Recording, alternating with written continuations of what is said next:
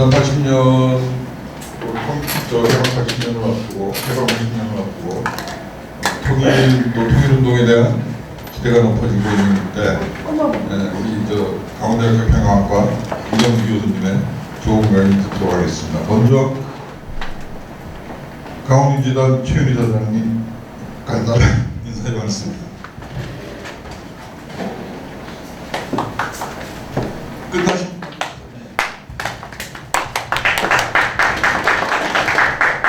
네, 여러분 반갑습니다. 더운데 얼마나 오실까 했는데 이 자리가 꽉 찼네요. 정말로 감사드립니다. 저희들의 실천이 늘 이론과 함께 해야 된다라고 생각을 해서 그런 행사를 했던 거고, 이번에도 마찬가지입니다. 분단 80년, 해방 80년을 맞이해서 통일운동이 지금 준비 중에 있는 걸로 알고 있는데, 이것을 하는 데 있어서 변화된 정세 속에서 우리가 새로운 대응을 어떻게 할 것인가, 여기에 대한 논의들을 해보면서 실천을 하자. 그래서 여기 긴급하게 마련을 했습니다.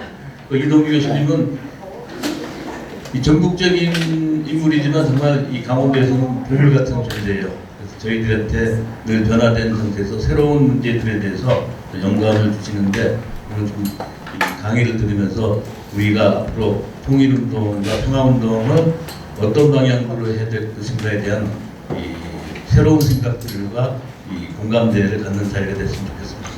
교수님 고맙습니다.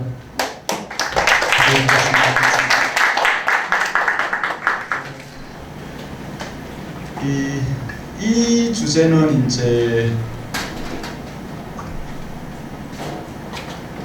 다른 어떤 주제보다 다른 이제 지난번 같이 거부 세력을 어떻게 제압하고 방해할지 이런 주제와는 또 좀 다르게 상당히 이견이 많고, 또는 이견보다는 혼란이 더 많은 그런 주제라고 생각합니다.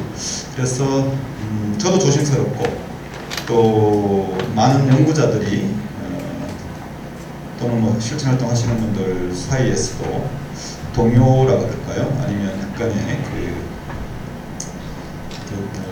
혼란 동요가 좀 있지 않나 생각이 들고요.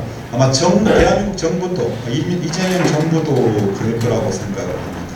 잘 아시겠지만 얼마 전에 통일부 이름을 바꿔야 될지 아닐지 문제를 둘러싸고도 이재명 내지는 민주당 주변에 있는 좀 알려진 장관을 했다든지 고위직을 맡았던 문재인 정부 시기나 노무현 정부 시기나 김대중 정부 시기에 통일 문제와 관련돼서 고위직을 맡았던 사람들 사이에서도 상당한 이견이 있습니다. 당연히 민주주의 국가고 그러니까 이견이 존중받아야 되고, 좀 더 이제 비위계적으로 또 개방적이고 좀 성찰적으로 논의가 좀 되는 것이 상당 기간은 좀 유익하지 않을까 싶습니다. 그래서 오늘 여러분들과 제가 물론 제 견해를 소개를 합니다. 제 입장도 중간에 있습니다. 특히 끝부분에는 제 견해를 분명히 밝힙니다. 그게 오히려 여러분들과 생산적인 토론하는 데 유익하다고 생각을 합니다. 그렇지만 제 입장이나 저도 사실 동요하고 있거든요. 두 가지 견해 생각 중에서 동요하고 있고, 여러분들과도 그런 생각과 견해의 결을 좀 나누는 어떤 비위계적, 개방적, 성찰적 그런 연구가 필요하고, 관찰이 필요하고, 토론이 필요하고, 숙고가 필요하고, 그래서 이제 그런 과정 이후에 조심스럽게 정책이나 관점이 독립될 필요가 있지 않을까 싶습니다.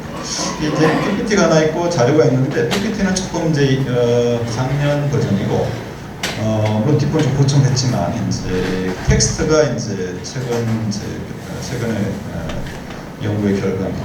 이거는 이제 그냥 제가 이제 연구 노트로 걸적거린 건 아니고요.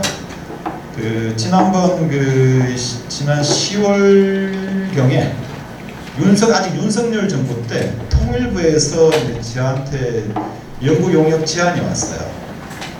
그래서 윤석열 정부니까 후역하면 안 되잖아요. 그 단호히 이제 거부를 했죠. 그때는 이렇게 정권이 바뀔 줄은 모르고, 근데 이제 또 이 교수 입장에서는 또 대학원생들도 용돈을 또 챙겨야 되는 측면도 좀 있고, 그 다음에 이 주제를 제가 하지 않으면 또 뭐 분명히 또 이상하게 나올 것도 같고, 그쪽에 요청한 거는 그냥 북한의 변화나 대한민국 정부나 국가 차원이나 사회 차원의 대응 전략이 아니라 독일의 경험을 좀 잘 연결시켜서 독일에서는 어떻게 했는지, 서독에서는 동독이 이민족 이국가론을 주장했을 때 서독에서는 어떻게 대응했는지를 기초로 해서 한국 정부가 어떤 선택을 할 수 있을지에 대해서 뭐 전망을 한다고 그러더라고요. 이건 이미 제가 이제 충분히 연구를 하고 난 오래 전부터 주목해서 연구를 하고 글도 많이 쓴 주제라, 그래서 뭐 수월할 것도 같고 해서 그래서 조건을 걸었죠. 조건을 용산에 부역은 하지 않겠다. 그래서 그 청와대, 그러니까 그 윤석열 대통령의 자유통일론이나 이런 거는 전혀 영향받지 않고 대신 제 견해를 밝히지만 옵션을 몇 가지를 만들어 보겠다, 그렇게 했습니다. 그래서 다행히 이제 그쪽에서 좀 논의가 있었는데 수용이 돼서 뭐 중간에 우여곡절이 있었습니다. 그러다가 이제 다행히 또 개헌 있고 내란 있고 그러면서 통일부에서도 적극적으로 저에게 이제 완전히 그 연구의 자유를 뭐 이전부터도 보장을 받았지만 마지막 2월달에 1월 말에 그 연구 용역이 한 100페이지짜리를 제가 제출했는데 뭐 아무 문제 없이 수용이 됐고, 지금 통일부에서 활용할 수는 있다고 보는데 모르겠습니다, 어떻게 될지. 그래서 이제 제 딴에는 조금 이제 정리를 그래도 좀 한 셈입니다. 제목이 이제 통일은 반편하냐, 뭐 이런 질문을 던지고요. 그 북의 변화에 대해서는 또는 이제 지금 이제 북한이라 그러지 않고 조선이라고 텍스트상은 전부 조선이라고 썼는데 조선의 변화를 앞부분에 좀 소개를 했는데 이 부분은 여러분들이 이미 이렇게 알고 있는 내용이어서 오늘은 이제 주로 한국에서 어떻게 대응할지를 이제 서독의 경험과 기초해서 좀 살펴보겠습니다. 왜 서독의 경험이 중요하냐면 지금 나오는 모든 주장과 새로운 주장과 강령의 변화의 방향이나 또는 실천의 전략은 대부분 다 서독에서 나왔던 것과 다 연결됩니다. 끝부분에 이제 서독이 가지 않은 길이 하나 있는데 그거까지 이제 하면 한 3가지 정도의 대안의 길이 있습니다. 미리 말씀드리면 3가지가 있다. 결론은 그거고요. 그래서 앞부분 얘기는 그냥 짧게 넘어갈 거고 텍스트를 잠깐 보도록 하겠습니다. 일단 먼저 잠깐 보고요. 이미 잘 아시지만 이제 한국 정책, 뭐 대남 정책이라고 해왔던 21년 8차 당대회 때부터 이미 이제 변화의 그 흐름이 생겨났죠. 전국적 범위에서 민족해방민주혁명 과업을 수행한다는 문구가 삭제됐습니다. 이 굉장히 충격적인 말이죠. 그 전국적 범위에서 혁명 과업 수행이 사라지고 그냥 전국적 범위에서 사회 자주적인 민주적인 발전을 실현한 것으로 보충이 되었고요. 조국 통일을 앞당기기 위해서 적극 추진한다는 문구는 대체 필요없이 삭제돼. 이미 이제 23년 하반기가 아니라 21년 1월에 이런 변화가 이미 시작이 되었고, 그래서 8차 당대회의 중요한 이유는 이제 바로 지금 이미 이제 그 뒤에 진행되는 변화의 시작점이라고 볼 수 있는 거죠. 그 다음에 이제 23년 10월부터 특히 12월 사이에 12월에 노동당 중앙위원회 8기 제9차 전원회의에서 통일 포기를 공식적으로 공식화했습니다. 유명한 말이죠. 대한민국 것들과는 통일이 사될 수 없고 북남 관계는 이제 동족 관계가 아니고, 이제 이걸 읽을 때 이제 어떻게 읽느냐가 중요한 거죠. 적대적인 두 국가 관계냐 아니면 적대적인 두 국가 관계냐, 이렇게 이제 어떻게 관계점이 있을지. 그래서 이제 대남 사업부를 다 이제 설득해서 이거 여러분 다 아시는 얘기니까 뭐 이런 얘기 다 아시잖아요, 그죠? 네. 잠깐만요. 죄송합니다. 잠시만요. 근데 이렇게 다 없어졌죠. 네. 이거는 뭐 굉장히 그 심각한 그러니까 텍스트상 나와 있지만 이거를 그냥 일시적인 어떤 타진이나 아니면 뭐 우파들의 관점에서 보면 일시적인 선동이나 아니면 근본적인 전환이나 이걸 어떻게 이해하느냐에 따라서 이제 한국에서의 대응 전략이나 정책에서도 차이가 크게 나는 거죠. 북한 연구자들의 압도적 다수는 근본적인 전환이라고 봅니다. 극히 일부가 여전히 한국 정부가 어떻게 하냐에 따라서 다시 돌아올 수 있거나 아니면 이 문구가 사실상 근본적인 전환이 아니라 일시적인 일시적인 강령일 수 있다고 봅니다. 근데 이제 북한 텍스트를 열심히 본 대부분의 사람들은 근본적인 전환이다 이렇게 볼 수 있고 저도 그렇게 이해합니다. 저도 이걸 계기로 해서 여러 텍스트를 봤지만 근본적인 전환이라고 봅니다. 이게 여기서부터 출발인 거죠. 이 부분을 근본적인 전환이 아니라고 보고 한국에서도 여전히 하고 있는 통일운동이나 통일강령이나 통일정책이나 통일기구를 유지하면 된다는 그런 입장도 있을 수 있고요. 그렇지 않고 근본적인 전환으로 보는 그런 입장도 있을 수 있죠. 근데 제가 이제 오늘 여러분들과 나누고 싶은 이야기 중에 하나는 이제 제가 기본적으로 굉장히 개방적이고 성찰적으로 이 문제를 바라볼 필요가 있다고 그 중에 하나이긴 한데 뒤에 텍스트는 충분히 나오지만 대한민국 것들과는 통일할 수 없다. 이게 북의 입장인데 북 지도부 입장이죠. 조선의 지도부 입장이죠. 조선 주민들은 어떻게 생각하는지 모릅니다. 자꾸 이제 우리가 북을 이해할 때 북을 김정은의 엄명을 갖고 곧장 북한 주민들이 김정은과 같은 생각을 갖고 있으리라고 전제하는데 꼭 그렇지는 않죠. 그래서 일단 북의 지도부는 어쨌든 대한민국 것들과는 통일하지 않고 나오겠지만 다른 민족이다 이렇게 보는데 북의 주민들이 과연 그럴지 이거는 좀 다른 상황인데 어쨌든 북의 지도부는 달라졌어요. 그죠? 근데 남측은 한국에는 정치가든 안 달라졌어요. 국민의힘은 자유통일론을 이야기했습니다. 그 다음에 문재인 정부는 평화번영론을 이야기했어요. 물론 두 개가 완전히 다르죠. 그렇지만 헌법에서 이야기한 평화적 통일 규정을 붙들고 있어요. 내지는 그걸 내세우고 있는 거예요. 아주 전면에 내세우지는 않았지만 문재인 정부 때는 평화가 더 중요했기 때문에 어쨌든 여전히 두 지도부는 여전히 정치 지도자들이나 정당들은 여전히 붙들고 있어요. 그런데 반대로 비대칭인 거죠. 남측의 주민들은 누구나 우리 겪듯이 누구나 알고 있듯이 상당수가 조선 것들과는 북한하고는 무슨 통일이야. 그냥 뭐 전쟁만 안 하고 평화롭게 살면 되지. 통일은 무슨 이런 그 조선 것들과는이라고 하는 그런 정서. 물론 이런 말은 쓰진 않지만 북한이라고 쓰지만 그래서 그런 류의 통계 여론조사가 계속 유사한 흐름을 모든 곳에서 하는 여론조사, 설문조사에서 유사한 흐름이 나타납니다. 통일이 필요하다는 학생의 비율이 49.8%, 어쩌면서 굉장히 많은 겁니다. 통일교육 그렇게 한 상태에서 문재인 정부 내내 통일교육 했거든요. 교과서를 보면 뭐 계속 초등학교 교과서부터 중고등학교 역사 교과서나 윤리 교과서나 사회과 교과서에서 또 따로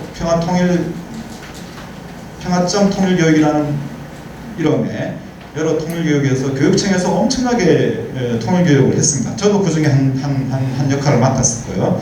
2021년에 제가 강원대학교 통일과학연구원에서 교육부랑 같이 하여튼 1억짜리 전국의 교육청과 연계돼서 큰 프로젝트를 한번 운영한 적이 있습니다. 그때 우리도 바로 통일교육 했거든요. 평화를 중심으로 한 통일교육 했는데 그렇지만 이제 비율은 통일이 필요하다 응답한 비율이 이제 점점 떨어지고 있는 거죠. 그다음 더 결정적으로 흥미로운 거는 바로 민주평통자문회의의 결과죠. 통일이 필요하다 응답한 것이 30.8%고 그래서 어느 정도 필요하다 33.2%인데 통일 필요성 조사하기 시작한 이후로 이 통일 필요성에 대한 긍정 답변 비율이 가장 많이 떨어진 상태고요. 근데 사실 이 통계보다도 이 통계만 보면 여전히 통일에 대한 갈망이 있는 것처럼 보이지만 그다음 이제 얘기하지만 이런 설문조사 통계조사는 표피적인 조사에 불과하고 실제로는 더 이 통일에 대한 뭐 갈망이나 열망이나 지지나 이런 것이 떨어지고 있는 거죠. 요거는 이제 앞에 거랑 좀 연결되는데 북에서는 이미 오래전부터 뭐 95년 정도 이미 김일성 민족이라는 그 개념이 따로 나왔고요. 그래서 민족 개념이 계속 달라지고 김일성 민족론이라는 것이 이미 90년대 중반부터 또는 2000년대 계속해서 한편으로는 김일성 민족, 우리 국가 제일주의란 말 좀 뒤에 나오긴 하지만 그 조선민주주의 인민공화국만을 민족이라고 칭하는 그런 민족론이 하나 이미 있었습니다. 그 다음에 또 남과 북을 포괄하는 또 우리 민족이라는 게 또 따로 있을 거예요. 그러니까 두 개의 민족론, 서로 상충되는 민족론이 두 개가 이미 북한의 이론가들, 북한의 정치 지도부에서는 두 개의 민족론이 혼재된 상태로 존재했기 때문에 아까 말씀드린 것처럼 북의 통일 포기와 사실상 이민족론을 담고 있는 이국가론이 느닷없이 나온 것은 아니다라는 것을 한 번 더 확인할 수가 있습니다. 그러니까 이제 독일 신문을 제가 인터넷에서 올린 건데 북에서 이제 통일 포기를 하고 적대적 이국가론을 주장하니까 유럽의 언론이나 미국의 언론에서도 뭐 일면 톡으로 나온 경우도 있고 국제란에 아주 크게 실렸습니다. 그런데 영어 신문하고 독일 신문을 제가 다 봤는데 이 시기에 어떻게 이제 분석하는지를 프랑크 알게마이네 자이팅이라고 하는 독일 신문에서 이렇게 나와요. 제목이 이렇습니다. 북한에서 1971년도에 동독의 냄새가 나고 있는 거 아닌가 이런 내용입니다. 이게 왜 중요하냐면 뒤에 이제 말씀드리겠지만 1971년의 동독이 바로 이 국가가 아니라 두 개 국가 정도가 아니라 민족이 두 개다. 동독은 사회주의 민족이고 서독은 부르주아 민족이다라고 하는 이민족론이 나온 거거든요. 그래서 이 기자가 분석해 보니까 북한에서 지금 주장하는 통일 포기는 그냥 국가가 두 개고 민족은 하나다는 정도의 주장이 아니라 완전히 이제 동독에서 이야기했던 이민족론이라고 이야기했습니다. 저도 그렇게 동의합니다. 보자마자 저는 그렇게 이해했는데 제 딴에는 이제 북한이 이민족 두 개 민족론 자체가 두 개였고, 그러니까 김일성 민족과 우리 국가 제일주의라는 북한의 민족만을 하나의 민족으로 보고 남쪽과는 이제 상종 안 하겠다는 얘기는 통일 안 하겠다고 하는. 그 다음에 이제 남과 북을 묶은 우리 흔히 얘기하는 한민족 또는 이제 북에서 옛날에 얘기했던 조선민족 또는 우리 민족 북에서 얘기했던 그런 종류의 이제 두 개의 민족론이 있었는데. 이제 그 전자가 그러니까 남측은 하나인 다른 민족이고 북은 또 김일성 민족이고 우리 민족 그러니까 조선 민족 그러니까 북조선 민족이라는 그런 이제 민족의 분리를 선언했습니다. 이거는 이제 제가 뭐 보려고 했는데 이게 영상이 안 돼서 그냥 넘어가겠습니다. 뭐냐면 그 동독에서는 국가를 안 불렀어요. 동독 국가가 굉장히 좋거든요. 아마 유튜브로 치고 동독 국가 이렇게 쳐보세요. 그러면은 가사가 너무 아름답습니다. 가사가 아주 좋고 곡도 너무 좋아요. 그런데 71년도부터 아까 말씀드린 71년도부터 이 국가를 금지시켰습니다. 못 부릅니다. 그런데 국가가 너무 좋으니까 곡도 너무 좋고 가사도 너무 좋으니까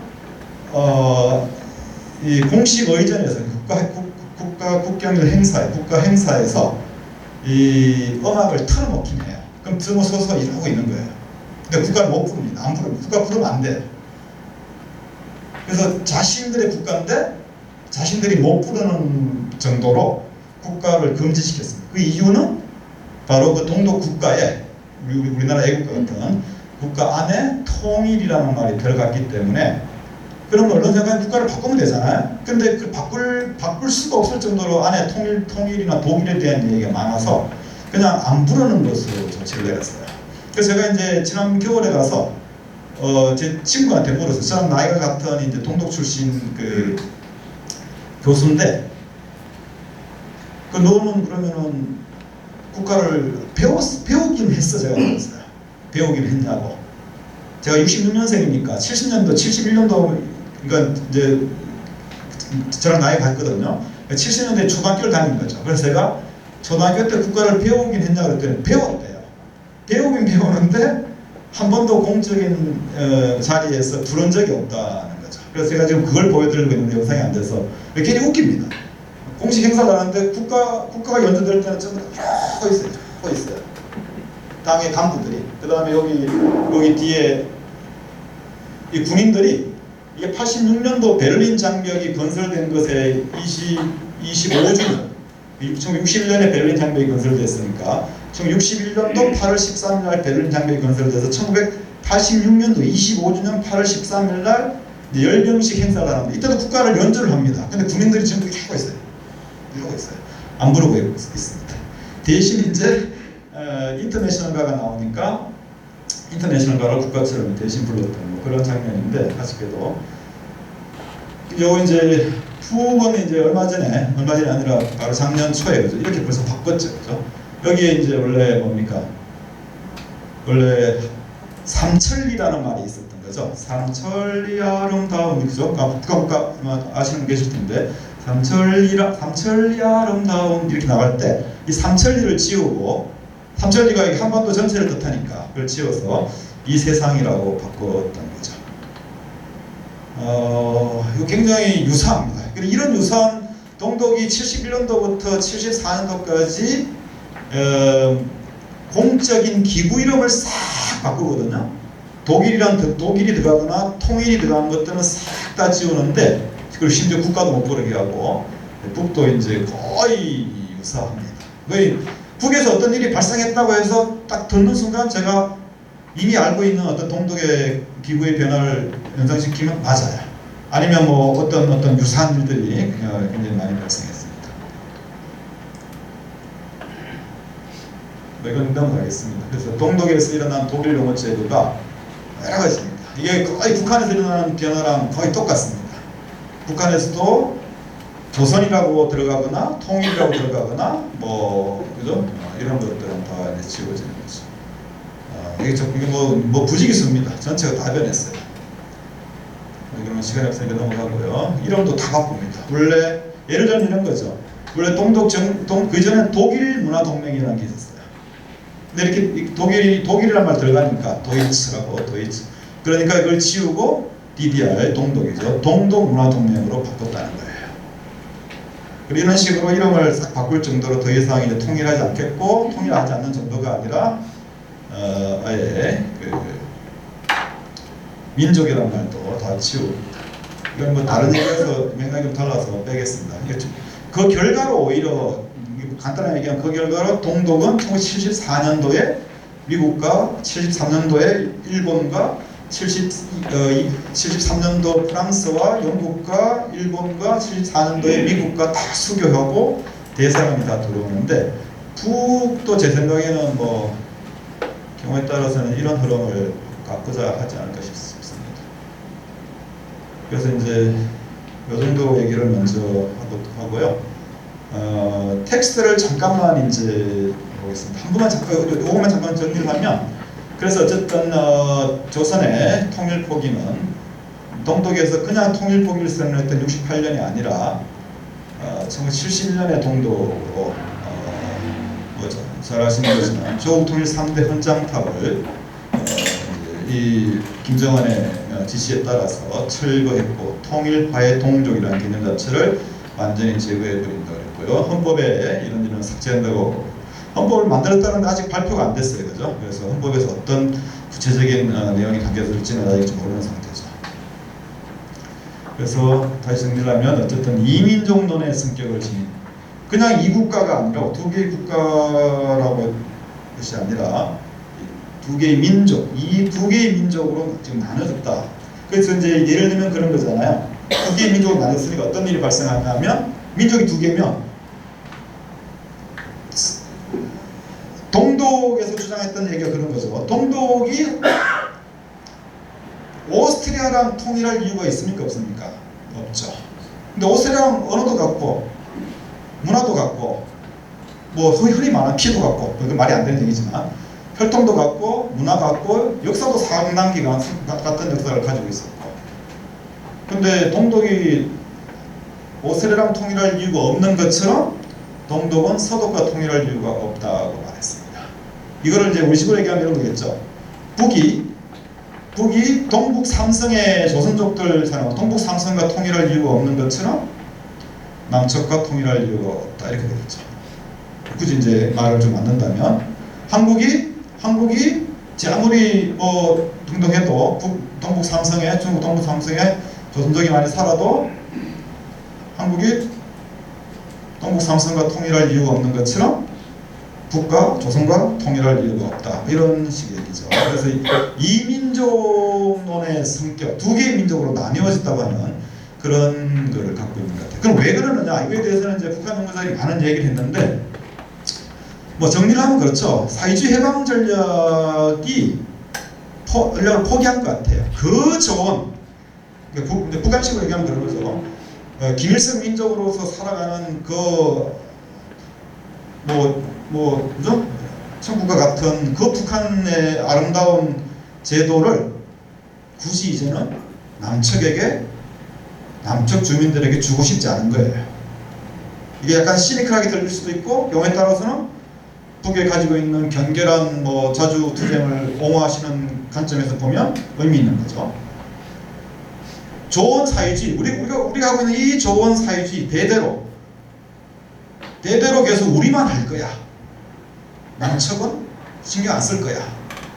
그런 관점.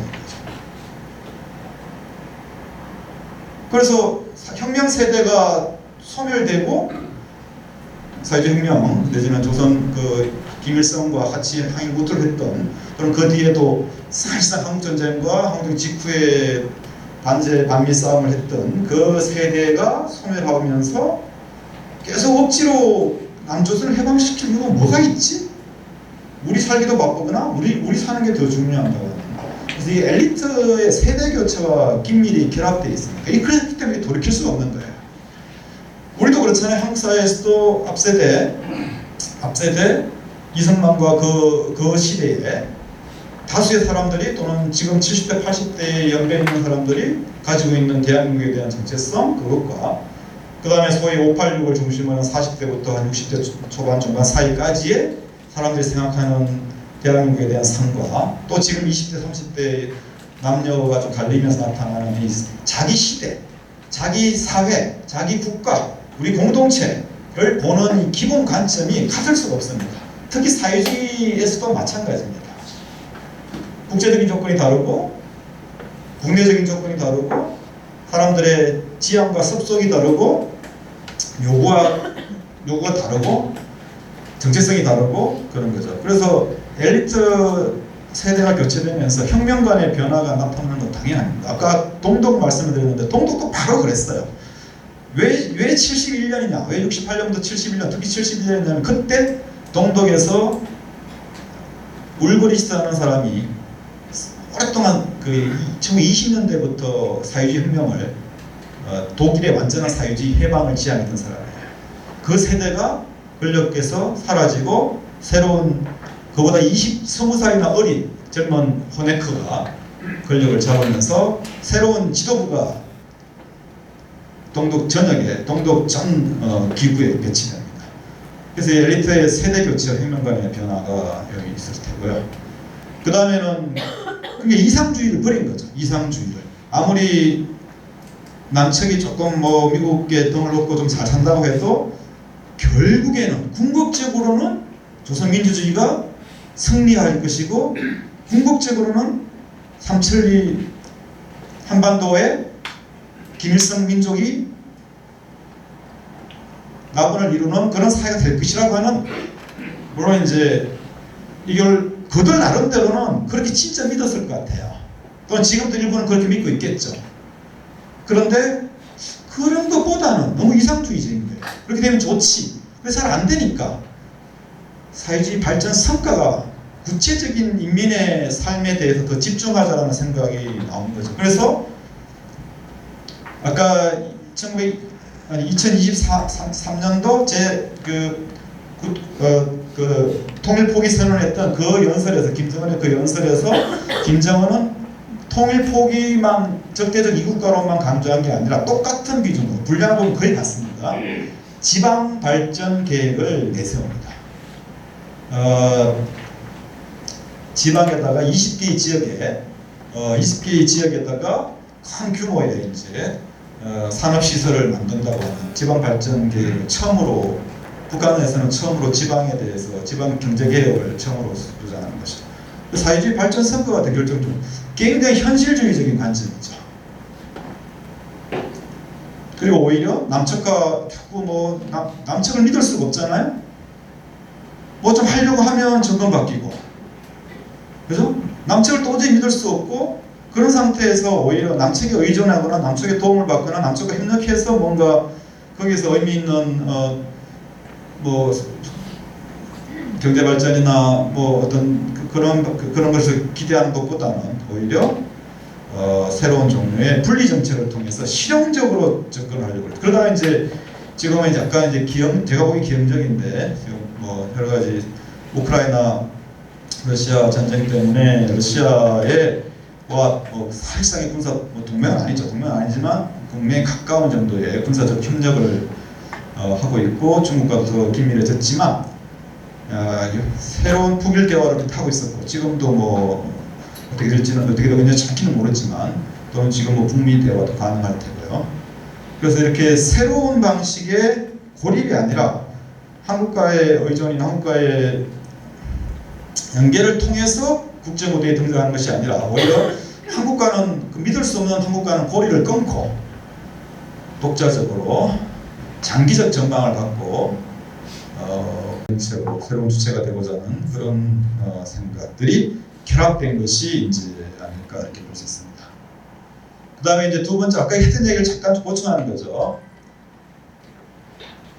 조선의 통일 포기는 사실은 의도하든 의도하지 않든 간에 사실 의도하지 않았겠죠. 북이 뭐 김정은이 남측의 주민들이 통일을 원하지 않는구나, 그럼 내가 나도 통일을 포기, 이렇게 의도하지는 않았겠지만, 아까 말씀드린 대로 이게 오히려 그러니까 사실은 이렇게 비대칭인 거예요.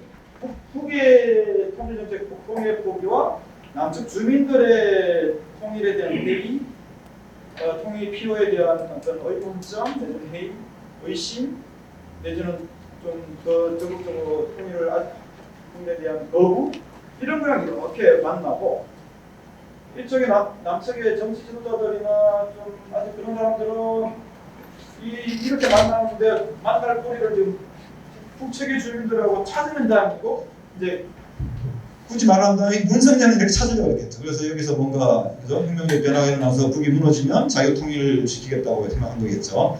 근데 어쨌든 이 비대칭인 것 같아요.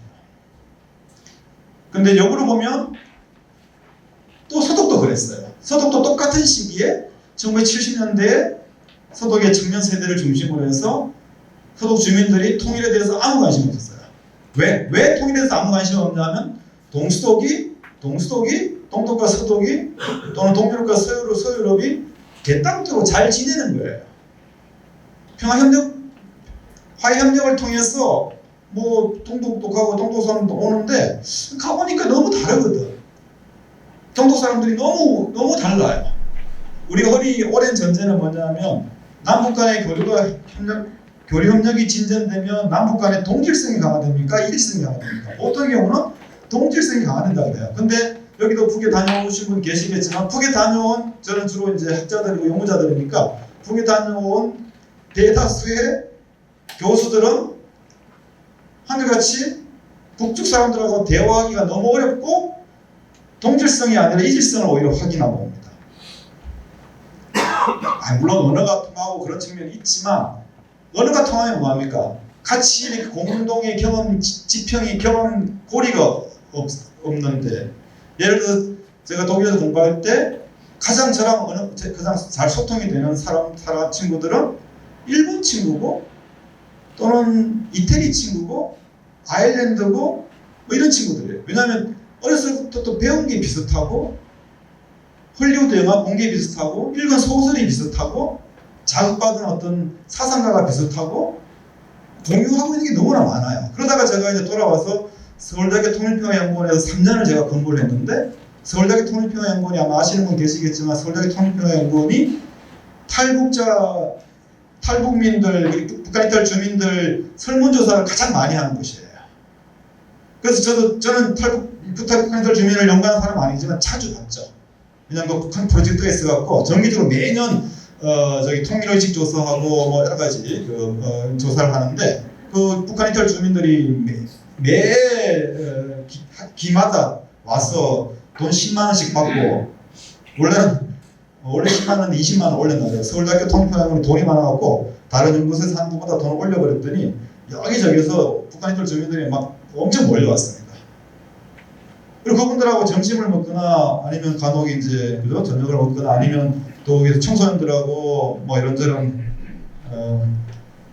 토요일 같은 경우 행사 같은 걸 많이 하는데 아마 다 북한 이탈 주민하고 이야기해 보신 분들은 아마 유사한 경험이 있을 텐데 그게 그분들을 부정적으로 얘기하는 것이 아니라 이렇게 물었는데 서로 대화가 돼야 되는데 대화가 잘 안 되는 거예요. 고향이 어디냐고 물었는데 우리가 알고 있는 북의 지명이 뻔하잖아요. 정말 뻔하거든요. 평안도, 함경도 어디라고 얘기하면 몰라요. 근데 우리는 보통 우리끼리 만나서 한국 사람끼리 만나고 하면 아니면 심지어 일본 애들하고 만나도 고향이 있다 그러면 아는 척 하잖아요. 실제로 또 알아요. 꼭 일본을 여행해봐서 경험도 있지만 뭐 스포츠 때문에 알기도 알고 또 사건 때문에 알기도 알고 이렇게 뭔가 이렇게 연결고리가 있는데 북한 이탈 주민하고 그런 얘기하기가 굉장히 힘들더라고요. 조금 또 정치적인 민감한 얘기를 하면 서로 조심해야 되고 자 그런 상태에서 이제 제가 말씀드리고 싶은 거는 이렇게 서독 사회 내부의 이민족화, 두 개의 민족 이런 거를 반영하는 것이 됐다는 거죠. 그래서 통일 망상 내지 선전과 이별은 오히려 통일을 포기하면 평화가 안 열리는 것이 아니고 오히려 통일을 요구하고 통일을 포기하고 나니까 새로운 종류의 그 방식이 열렸다는 거죠. 그래서 아까랑 연결되는데 실제로 가장 바람직한 한반도의 평화상에 대해서 2022년도 민주평화 자문회의 조사의 결과는 유럽연합은 뭡니까? 북미국가로 의지는 하지만 서로 그죠? 국가연합보다는 조금 더 결속도가 높고 연방국가보다는 조금 더 낮은 그런 정도. 그렇지만 하나의 유럽 국가로 가지는 않나. 지금 유럽연합은 지금 존재하잖아요. 행정부도 있고 사법부도 있고 그렇지만 헌법은 없고 유럽연합은 그 독자적인 군대는 없고 물론 대신 나토가 있지만 그래서 국가연합은 아니지만 그렇다고 해서 연방국가는 아닌 정도의 국가 결합체인 거잖아요. 그 지금 그 정도가 가장 북한하고 한국하고 조선도 국가연합은 조금보다는 더 강력하되 연방국가는 아니고 앞으로 유럽연합처럼 앞으로 유럽연합 거대한 국가가 나올까? 불가능하거든요. 애초에는 그런 기대가 잠시 있었지만 지금은 이제 그렇게 생각하지는 않잖아요. 남과 북도 통일? 이건 아니고 그렇다고 해서 지금처럼 살 수는 없고 국가연합 형태로 이렇게 만들어 보는 거. 굉장히 이 설문조사인데 굉장히 아주 흥미롭게 나왔습니다. 그 다음에는 그것보다도 더 약한 정도. 그냥 미국과 캐나다처럼 서로 그냥 이웃국가로 사는 거. 이게 25%예요. 독일형 완전히 통일해서 사는 거. 이게 25%에 불과하다는 거죠. 이거는 한국 측의 대한민국 사회의 주민들의 의식 변화가 너무나 확연함을 보여주는 거죠.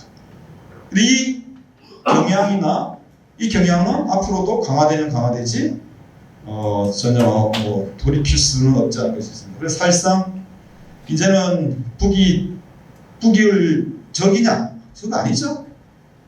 악이냐? 적, 악 이렇게. 그리고 형제. 그죠? 그래서 그냥 불편하고 좀 짜증나는데 그렇지만 또 더불어 사는. 그러다 지내다 보면 또 서로 웃기도 하고 서로 또 돕기도 하는 그런 이웃 국가로 보는 거 아닌가. 제가 지금 제 얘기가 아니고 요 얘기를 정리를 하면 결국 막 하나가 되는 게 아니고 그렇지만 또 적이나 막 서로 그냥 완전히 적이나 악마로 대해서 살아가는 건 아닌 그런 뭔가 좀 불편하지만 더불어 사는 이웃 국가 형태로 그런 게 아니겠습니다. 세 가지 이제 길이 있다고 말씀을 드렸는데 그 텍스트로 잠깐 보겠습니다. 텍스트로 이것보다는 텍스트가 더 나을 것 같아서요. 첫 번째는 그 텍스트상으로 5페이지입니다. 이건 그냥 제가 혼자서 구상한 게 아니고 서독이 어떻게 했느냐를 또 그냥 나열하는 게 아니라 서독이 했던 것에서 제가 두 가지를 뽑아왔고 서독이 가지하는 길을 하나 뽑아왔습니다. 그 첫 번째는 자 이건 제가 이렇게 주장하는 게 아니고요. 이런 선택지가 있음을 세 가지를 일단 보여드리고 그 다음에 마지막에 제 얘기를 합니다. 첫 번째는 통일규범을 그대로 두는 거죠. 헌법 안 바꾸는 거죠. 그리고 뭐 지금까지 해온 거 노태우 대통령이 77선언부터 해서 그러니까 88선언 1988년도 88선언이 있고 88선언이 여기도 88선언에 참여하신 분 계시면 모르겠지만 1988년도에 올림픽 때문에 2월 달에 그 기독교 KNCC인가요? 기독교 쪽에서 88선언을 발표합니다. 아주 명문이죠.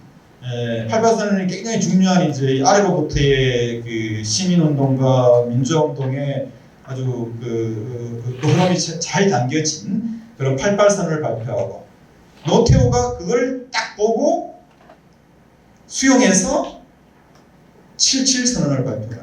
88년 7월 7일 날 77선언을 발표하고 그래서 올림픽을 하고 그러고 나서 이제 본격적으로 그 국방정책해서 91년도에 남북 기본 합의서가 나오고 그 전에 이제 민족 공동체 통일 방안이 한민족 공동체 통일 방안이 나오고 기본 합의서가 나오고 그 다음에 그것을 다시 발전시킨 것이 김영삼의 민족 공동체 통일 방안이죠. 94년도에 그걸 좀 더 세련되게 했다고 더 심화시킨 것이 김대중의 3단계 통일 방안이고 그렇게 해서 나온 것이 6.15 공동선언이죠. 흐름은 그렇잖아요, 그죠? 자, 30년 전의 얘기입니다. 또는 더 정확히 말하면 88년도까지 거슬러 올라간다면 더 오래된 얘기죠. 그렇죠? 그러니까 민족공동체 통일 방안을 기점으로 하면 30년 전 얘기죠. 또는 심지어 35년 전, 7년 전까지. 그 얘기를 그대로 지금도 계속 이어가는 방식이죠. 이 지금 통일규범을 옹호하고 유지한다는 것은. 그래서 한국 헌법의 통일조항과 구조를 수정하지 않고 그대로 통일규범과 강령을 유지하는 방법입니다. 그게 첫 번째입니다. 근데 그렇게만 하지 말고 만약에 그러면 상황이 변했으니까 상황이 헌법만 그대로 유지하는 것이 아니라 그러면은 이 흐름을 통일규범 원칙을 아마 여기 이 자리에서도 그렇게 생각하시는 분 계실 텐데 북이 전에도 언젠가 돌아올 테니까 우리는 통일 원칙을 사수해야 되는 거 아니냐. 그리고 우리가 결국 이게 분단을 완전히 극복하지 못하면 또 다시 여러 가지 그 고통과 적대가 발생하니 분단을 잘 다루면 평화가 오고 그렇게 해서 통일은 아니지만 국가연합 방식으로 갈 수 있다는 생각에 회의적인 사람이 있을 수 있잖아요. 그래서 분단 자체가 문제라고 보면 분단 자체가 폭력이고 분단 자체가 범죄고 분단 자체가 모든 악의 근원이라고 보면 자 이게 이제 원래 전통적인 관점이죠. 그러면 이제 헌법을 그대로 유지하는 거죠. 대신 그 관점에서 통일을 위한 관점에서 여러 가지 할 수 있는 방책이 있습니다. 그 중에 하나가 이제 서독에서 했던 일입니다. 매년 대통령이나 국무총리가 나와서 민족 상황에 대한 보고, 일종의 통일 강령을 다시 확인하고 분단 극복의 의지를 보이고 분단 극복을 하기 위한 구체적인 정책을 계속 발표를 하는 겁니다. 한국의 통일부도 이제 그런 거를 하면 되죠. 그리고 마찬가지로 시민운동 단체들이나 통일운동 단체도 이거를 보조하면 되는 거죠. 이걸 보조하고 압박하고 유인하고 더 뭔가 그러니까 요구 수준을 더 세밀하게 하거나 더 현실화하거나 이렇게 하는 방법이겠죠. 그래서 서독 정부가 했던 것처럼 민족 상황에 대한 보고 또는 분단, 한국식 말하면 분단 한반도의 민족 상황에 대한 보고를 통해서 매년 헌법상의 규범과 규정을 확인하고 그 해에 어떤 정책을 펼칠지를 보여주는 그런 활동, 그런 전략을 필요합니다. 옵션의 하나를 얘기합니다. 제 생각이 그렇다는 게 아니고 옵션 하나를 얘기합니다. 왜 그렇게 해야 되느냐? 결국 통일을 할지 말지의 문제는 김정은이 결정하는 것이 아니고 이재명이 결정하는 것이 아니고 민주노총이 결정하는 것이 아니고 어떤 이론가가 결정하는 것이 아니고 누가 결정하는 겁니까? 말 그대로 피플이 결정하는 거죠. 피플이 결정권이 있습니다. 남측의 주민이 결정권이 있고 북측의 주민이 결정권이 있어요. 남측의 주민들 중에 일부가 일시적으로, 만약에 이 관점을 보겠습니다. 남측의 주민들 중에 일부가 일시적으로 통일에 대해서 회의하고 통일이 쉽지 않고 통일에 대해서 문제가 될 거라고 해서 거부한다고 하더라도 또 다른 피플이, 남측의 또 다른 피플이 또는 북측의 피플이, 북측의 인민들이 북한 지도부와는 달리, 북한 지도부와는 김정은과는 달리 통일을 강력히 원한다면 그거를 또 무시할 수는 없다는 거죠.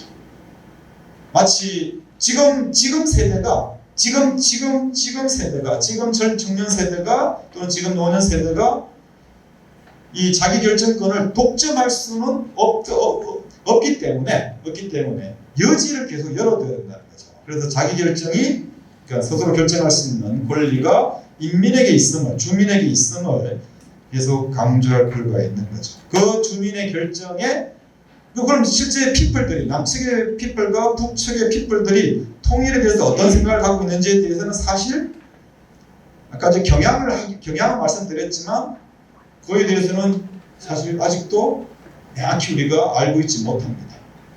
통일 여러분들이 그 민족 공동체 통일 방안 또는 한민족 공동체 통일 방안 노태우가 했던 한민족 통일 공동체 방안에 만드는 과정을 혹시라도 보실 기회가 있으면 나중에 이런저런 자료에 보면 책이 많이 나와 있는데 엄청나게 공청이 많이 했어요. 그리고 노태우가 뭐 비판을 많이 받지만 저도 당시 뭐 대학생이고 대학원생들 때 비판을 많이 했지만 그 한민족 공동체 통일 방안을 만들 때는 여러 소위 각계각층의 의견을 굉장히 많이 들었어요.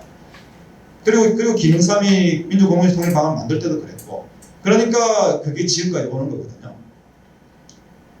그러니까 정권이 아무리 바뀌어도 실제로 지난번에 윤석열이 그 작년에 8.15 통일선언을 통해 가지고 자유통일 방안을 발표하려고 했는데 실패했잖아요. 민족공동체 통일 방안을 대체하는 방안을 준비하다가 실패했거든요. 그 준비하는 과정에 참여했던 박사들 두 사람을 제가 잘 아는데 준비하는 과정에서도 그 뒤에도 만났는데 사실 실패했어요.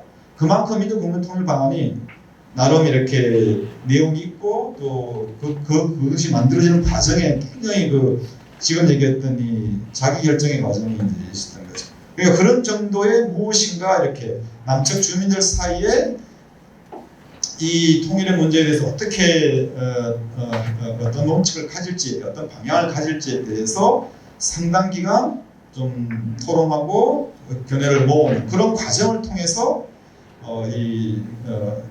통일 문제를 정리할 필요가 있다는 거죠. 그리고 또 염두에 둬야 될 것은 북한 주민들이죠. 북한 주민들이 통일에 대한 열망을 계속 갖고 있고 통일하고자 하면 그럼 우리가 안 돼. 이렇게 할 수 있을지. 이게 이제 우리가 앞으로 지금 갖고 있는 닥친 문제죠. 자, 그게 이제 첫 번째고 단일 국적 유지하는 것도 이제 마찬가지고요. 자, 그래서 8쪽에 다시 읽어보면 8쪽에 그래서 정리를 하면 이제 그런 거예요. 조선 주민이 단일 국적을 유지하는 것도 이제 이 관점에 따라서 필요한 것이죠. 그다음 두 번째 방안이 있습니다. 이게 이제 한국에서 아직 좀 놓치고 있거나 또는 좀 더 주목해야 되는 그런 대목입니다. 실용적 대응이 있습니다. 실용적 대응은 앞에 얘기했던 규범 원칙을 통일 강령과 규범을 그대로 유지하는 것과 충돌할 수도 있고 충돌하지 않을 수도 있습니다. 이 문제 이제 결국 관건은 나중에 말씀드리겠지만 이거를 충돌시켜버리는 것이 가지는 이제 파국이 있고, 아니 이걸 결합시키게 되면 굉장히 어떤 의미 있는 정치적 어떤 지평이 열릴 거라고 생각합니다. 자, 내용은 이런 겁니다. 통일 포기라기보다는 자, 북의 김정은은 통일을 포기한다고 얘기를 했어요. 이민족이라고 그랬어요. 근데 그 얘기를 안 하는 거예요. 통일 포기라고 이야기하지 않되 그렇다고 해서 통일 강령을 통일 얘기를 막 하지는 않는 방식인 거죠. 통일에 대한 논의 자체를 유보해버리는 겁니다. 그냥 그 문제는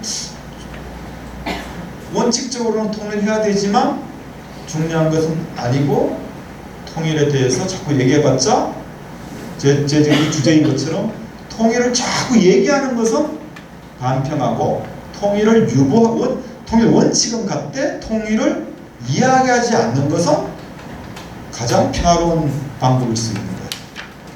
그럼 실제로 가능하냐? 바로 서독이 이제 그렇게 했다는 얘기죠.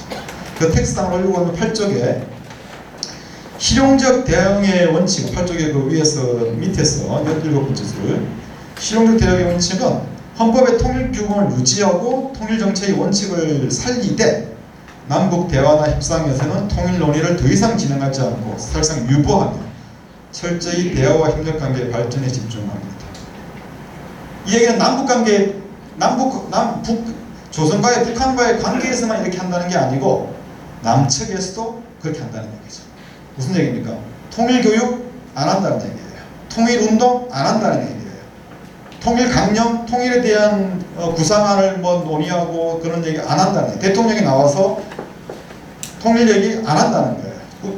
통일부 장관이 나와서 통일 얘기 안 한다는 얘기예요. 그럼 통일 안 할 거냐고 물으면 아니 하긴 할 거야. 근데 지금은 아니고, 지금은 그게 중요한 거 아니야. 이렇게 얘기한다는 거죠. 그래서 이제 그거를 그냥 말로만 그렇게 하는 것이 아니고, 그렇게 하려면 어떻게 됩니까? 그렇게 하려면 실천적으로 구현이 돼야 되겠죠. 그래서 그 실용적이고 실질적이고 실제적인, 자, 제가 지금 말을 이렇게 했어요. 세 가지 말을 섞었어요. 실천적인, 실제적인, 현실적인, 그 다음 또 뭐가 있습니까? 실용적인. 다시 얘기할게요. 실천적이고, 그러니까 이상적인 게 아니고 실천, 이론적이거나 이런 게 아니고 실천적이고, 그다음 현실적인, 망상이 아니라 현실적인 거, 그 다음에 실제적인 거, 아주 구체적인 걸 말하는 거죠. 그 다음에 실용적인 거. 자, 이렇게 네 가지를 이 말을 쓰는 게 이게 제 말일까요? 제가 이렇게 똑똑한 사람이 아니겠죠? 무슨 얘기입니까? 이게 서독에서 나왔던 빌리 브란트 이런 거 아실 텐데, 빌리 브란트와 서독에서 70년대, 80년대에 헬무트 콜 등등에서 그 20년 동안 그 연설문이 있습니다. 그게 한 20년 동안 그 독일 통일과 평화와 관련된 그 회의록과 연설문이 있는데, 그걸 가지고 제가 몇 달을 본 적이 있거든요. 거기서 계속 나오는 말이, 독일말 그대로 하면 프락티시, 이번엔 프랙티컬, 그 다음에 뭡니까? 리얼리스틱, 프레그매틱, 그 다음에 콘크레트, 구체적인 거. 그에 대한 반대말은 뭐예요? 반대말은 이상, 망상, 환상, 이런 말이에요. 이 이상, 망상, 환상이라는 게 뭐냐 하면 그게 바로 통일이고, 리얼하고 실천적이고 실제적이고 현실적이고 실용적이고 구체적인 거를 얘기하는 거는 전부 평화예요. 그렇게 구분을 해버린 거예요. 그래서 빌리 브란트도 그렇고 헬무트 콜도 그렇고 3인당 내에서 또는 자기 당 내에서 누군가가 야, 이게 동방정책 잘하다 보면, 동서독관계 발전하다 보면 통일로 가야 되지 않냐고 통일구상을 막 썼어요. 그리고 그걸 언론에 발표를 했어요. 그럼 곧장 철퇴를 내립니다. 진짜 철퇴를 내렸어요.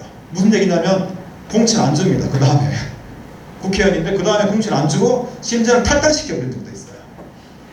왜? 서독의 평화 정치가들의 생각에는 통일 얘기는 반평하기 때문입니다. 이건 제 얘기가 아니고 그 당시 그래서 통일 논의 자체를 유보시켜버려버렸어요. 그 다음에 또 중요한 얘기고 그게 지난주부터 지금 정동영 통일부 장관과 그 주변에서 지금 그 골머리를 쌓고 있는 얘기겠죠. 통일부 이름을 바꿨습니다. 그래서 그쪽에 보면 그 내용이 있죠. 그쪽에 보면 1970, 80년대 동독의 이웃간에 맞서 펼치면서 전 독일 문제부라고 게장테 도이체 프라게라고 했습니다. 전체 독일 문제이기 때문에 요게 이제 그 말 자체에는 통일한 말이 없는데 박정희 대통령이 1968년도 9년도 68년도에 그 정부 파견단을 서독에 보내서 전독일 문제부를 연구를 합니다. 아직 68년도에 그 전독일 문제 남아 있을 때 그걸 연구해서 우리나라 통일부 만든 게 70년인가 71년입니다. 그거 딱 그대로 통일부를 만들었거든요. 그런데 빌리 브란트가 60년대 권력 잡고 나서 전독일부 한국식 통일부죠. 통일부 이름으로는 통일을 원하지 않는 동독하고 대화를 하려면 통일부는 이름이 맞지가 않잖아요. 왜냐하면 동독에서는 자꾸 우리는 외교부가 담당, 북에서 지금 그러고 있잖아요. 우리는 외교부가 앞으로 파트너다. 왜? 한국은 다른 나라이기 때문에. 그럼 한국의 외교부랑 대화를 하려고 하지 않겠어요? 네. 그럼 또 그게 받아들이면 또 안 되겠죠. 그러니까 우리가 통일 원칙을 유지하고 있다면, 헌법상을 유지하고 있다면. 그러니까 근데 통일부 이름을 쓰면 북에서는 당연히 트집 잡고 안 하겠죠. 그러니까 이제 이게 지금 한국과 북한 얘기가 아니라 동독과 서독에서 바로 그랬다는 얘기거든요. 그래서 빌리 브란트가 그러면 동독하고 대화하고 협력관계를 맺으려면 통일부 이름을 지워버리자는 거죠. 그래서 나온 게 내독관계부입니다. 여기 밑에 보면 전 독일 문제를 내독관계부로 전환했습니다. 그래서 만났어요. 만났는데 당연히 통일 문제에 대해서 이견이 있겠죠. 아예 안 하려고 하는 사람과 아예 통일을 안 하려고 하는 북과 통일을 여전히 헌법적으로 규정이 있는 경우에는 한국과 통일 얘기를 살짝씩이라도 넣거나 꼭 통일한 말 안 써도 민족이 뭔가 장기적으로 하나의 단일국가를 가는 것에 대한 전망을 제시해야 되지 않나 우리는 생각할 수 있겠죠. 그럼 어떻게 하면 됩니까? 서로 입장이 충돌할 때는 서로가 다른 견해를 갖고 있음에 우리는 확인해 주면 되는 거죠. 북은 통일을 포기했고 남측은 아직 통일을 포기하진 않았음을 서로 확인한다는 걸로 문구를 끝내면 됩니다. 지금 당장 어차피 통일할 게 아니기 때문에. 그래서 그거 문제를 아예 앞으로 북은 이제 두 개의 민족이 한반도에 두 개의 민족이 있다고 하는 거 우리는 아직도 하나의 민족이 있다고 생각하는 것 서로 다른구나 다른다는 것을 이번 만남을 통해서 확인하면 되는 거예요. 그거를 문구에 담으면 됩니다. 그도 제가 지금 하는 이야기는 제가 머릿속에서 나온 얘기가 아니라 동수독이 했던 이야기입니다. 했던 말씀입니다. 그래서 통일과 민족에 대해서 이견이 있음을 마치 6.15 공동선언이나 9.19 합의문에처럼 6.15 공동선언이나 9.19 이런 데서는 합의된 것만 쓰잖아요. 합의되지 않았음을 그러나 그것이 우리들의 협력관계에 방해되지 않음을 알리면 되는 거죠. 그 다음에 이제 그래서 이제 그 10쪽에 보면 지금 얘기죠. 바로 지난주부터 나오는 얘기죠. 서독 정부를 따라서 한국 정부도 통일부를 남북관계부나 한반도 평화부, 남북협력부 지금 이렇게 이름들 이거 말고도 몇 가지 더 있죠, 그죠? 뭐 평화협력부 이런 개념하는 문제가 이제 검토될 필요가 있는 거죠. 지금 검토하고 있다는 거 아니에요? 그 정동영 장관은 뭐죠? 남북관계부나 평화협력부로 바꾸자고 생각하는 거고 김현철 전 장관은 그래도 통일부 이름을 유지해야 된다 이런 게 제가 언론에 나온 얘기잖아요. 근데 이게 바뀌어질 가능성이 저는 크다고 보는데 하여튼 그렇습니다. 그래서 이런 걸 근데 이제 자꾸 또 극우나 우파들이 얘기하는 것처럼 뭐 북에 대한 북의 압박이나 이렇게 굴욕적인 후퇴나 수세적인 양보를 볼 길이 없고요. 오히려 불필요한 갈등 요소를 독소를 제거하는 것이라고 볼 수가 있고 그래서 조선이 통일과 민족 관련 기구들을 모두 철폐한 이상 남북 대화 협상의 수행 주체나 대상은 당연히 조선은 외교부입니다. 외교 관계의 관점으로 접근할 겁니다. 그럼 한국에서 외교부를 대상으로 할 수가 없기 때문에 외교부를 주체로 내세울 수가 없습니다. 지금 한국의 헌법의 규정에 따른다면. 그러니까 이제 이름을 바꾸는 방식으로 대응을 하는 것이 마땅. 이게 실용적인 접근이라는 거죠. 실용적인 접근이라는 거죠. 그래서 이제 그거를 이론적으로 보충을 하려면 이제 특수관계론을 갱신해야 되는데 이건 약간 어려운 얘기고 좀 복잡한 얘기 될 텐데 혹시 나중에 시간이 좀 남으면 이 얘기를 잠깐 해드리겠습니다. 특수관계론. 특수관계론이 이제 독일에서 나와 있는 특수관계론하고 한반도에 처음에 91년도 남북 기본합의서의 그 맨 앞부분에 특수관계라는 말이 들어가 있거든요. 근데 그걸 다시 96년도에 헌법재판소에서 틀어버렸어요. 그래서 지금은 특수관계에 대해서 우파들이나 보수 쪽에서 이해하는 방식이 하나 있고, 근데 이게 결국 홀로 들어와서 진보적인 학자들이나 정치가들도 특수관계론을 이렇게 이해하고 있어요. 그 헌법재판소에서 결정한 그에 따라서. 근데 이거는 뭐냐면 특수관계라는 게 북한이 한국과의 관계에서 특수한데 어떻게 왜 특수하냐면 북한은 헌법 3조의 규정에 따라서는 뭐예요? 헌법 3조는 한반도 전역이 영토가 한국의 헌법상 영토이기 때문에 이적단체가 되는 거죠. 북한을 인정하지 않으니까 북한에 있는 거는 이적단체예요. 헌법상으로 인정할 수 없는 점령하는 그런 단체예요. 근데 헌법 4조는 또 뭐라 그러는 거예요? 평화적 통일을 해야 된다는 거 아니에요. 그러니까 또 평화 통일의 대상이 되어버린다. 그래서 이 두 가지의 모순적인 관계를 갖고 있기 때문에 특수관계 이렇게 정리한 게 헌법재판소의 판결이에요. 근데 그게 기초에서 자꾸 이제 우파들이나 보수 쪽에서 얘기하는 거는 이게 한편으로는 저기가 인정을 해 통일의 대상이긴 평화 통일의 대상이긴 하지만 그래도 저거 아니냐, 그래도 이적단체 아니냐라는 식으로 이제 정리하는데 원래 91년도에 나왔던 특수관계론 그리고 원래 그 특수관계론은 바로 91년도에 남북관계에서 나왔던 그 남북 기본 합의에서 나왔던 그 특수관계론은 69년도에 빌리 브란트 그리고 동독과의 관계에서 나왔던 이 내용이거든요. 원래 특수관계는 뭐냐면 그리고 91년도 남북 기본 합의 특수관계는 북은 독자적인 국가예요. 독자적인 정치체라는 거예요. 여기 차이가 있습니다. 독자적인 국가로 인정하는 것과 현실적인 정치체로서 인정하는 것과 차이 있는데 독자적인 국가인데 국제법적으로 외국은 아니라는 거예요. 그래야지 어떻게 됩니까? 통일이 가능하잖아요. 그러니까 이게 아주 아까 방금 얘기한 실용적인 대응에서 나온 접근법인 거죠. 독자적인 국가를 인정하지 않으면 자꾸 아까 말한 것처럼 이적단체니 자꾸 이렇게 갈등의 대상이 되는 거예요. 독자적인 국가를 인정을 해서 서로 대등한 조건 속에서 협력하고 대화하고 이런다는 거예요. 그런데 독자적인 국가라고 하면 결국에는 외국이 될 수 있으니까 그리고 통일할 이유가 없어지잖아요. 그렇지만 앞으로 통일해야 될 당사자라는 의미에서 외국은 아니다. 서독에게 외국은 아니다. 한국에게 북한이 외국은 아니다라고 설정을 하는 것. 그게 특수관계거든요. 근데 이게 이제 왜곡돼 갖고 이게 한번 꺾어져 갖고 그러면서 계속 파급해서 지금은 이제 특수관계라 이러면은 방금 말한 대로 적이면서 그러면서도 통일해야 되는 당사자 이런 식으로 이제 잘못 이해되고 있습니다. 그래서 제 생각에는 이번 기회에 이 특수관계론을 원래 의미로 다시 돌려서 원래 91년도의 의미로 다시 돌려서 물론 이제 헌법재판소가 그런 또 이게 다시 올라갔을 때 그런 판결을 할 수 있을지는 모르겠는데 그렇게 하도록 하기 위해서 여러 이제 정치적인 어떤 뭐 법을 좀 보충하거나 아니면 정치적인 의지를 보이거나 이럴 필요가 있을 것 같습니다. 그래서 그런 방식으로 하면 그러면 이제 이 실용적 대응의 진폭을 강도를 더 올릴 수가 있지 않을까 싶습니다. 시간이 좀 4분 지났으니까 이제 2분 만에 매듭을 짓겠습니다. 마지막 이제 대응책은 근본 전환 방향입니다.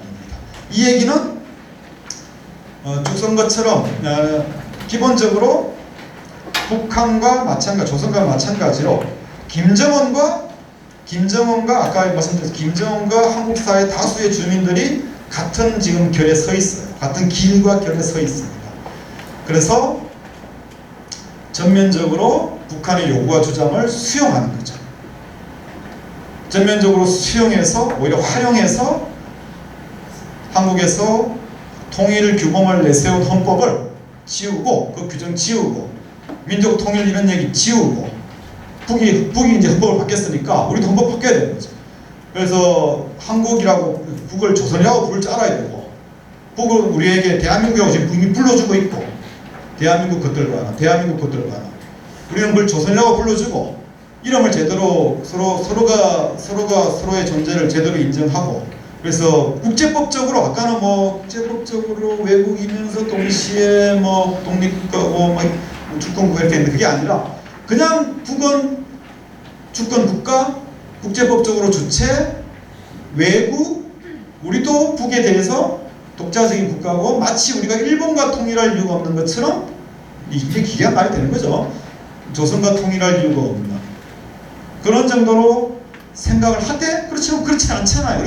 우리가 일본하고 한국과 일본과의 관계는 한국과 조선 관계는 차원이 다르죠. 비록 통일을 안 한다고 하지만 분단의 족쇄가 남아있고 여러 가지 역사적 과제가 남아있기 때문에 그래서 오히려 통일을 전제하지 않는 방향 통일을 이렇게 막 이렇게 전제하지 않는 방향에서 한국과 조선 간의 국가연합 틀을 제시하는 그래서 그건 이제는 국가연합을 옛날 그 김대중 대통령이 얘기했던 남북연합을 이행기나 과도기가 아니고 그러니까 더 나아가기 위해서 통합적인 단일국가로 나아가기 위한 중간 단계가 아니고 김대중 대통령의 3단계 통일 방안은 여러분 잘 아시지만 화해협력 단계를 치우고 맨 먼저 벌써 남북연합 단계를 설정해버리는 게 특징이잖아요. 그러고 나서 연방국가, 연방제, 그러고 나서 통합국가를 설정한 거잖아요. 그런 게 아니고 그 남북연합 자체가 다르게 말하면 한국과 조선의 국가연합 자체가 장기적인 정치국가 결합 형식으로 그렇게 보는 접근이 가능한 세 번째 접근이고 이렇게 되면 이제 통일을 하지 않지만 분단 적대를 또는 분단 적대죠. 분단을 극복하는 건 아니고 분단 이유가 없어요. 분단 적대를 극복하면서 새로운 형태의 국가 결합을 추구하는 거죠. 그래서 그런 것이 이제 그렇게 되는 것이 그래서 현실적인 협력과 공정관계 제도화가 기대하는 것이었습니다. 자 이제 제 얘기를 1분 안에 하고 맺을게요. 자, 세 가지 길을 말씀을 드렸습니다.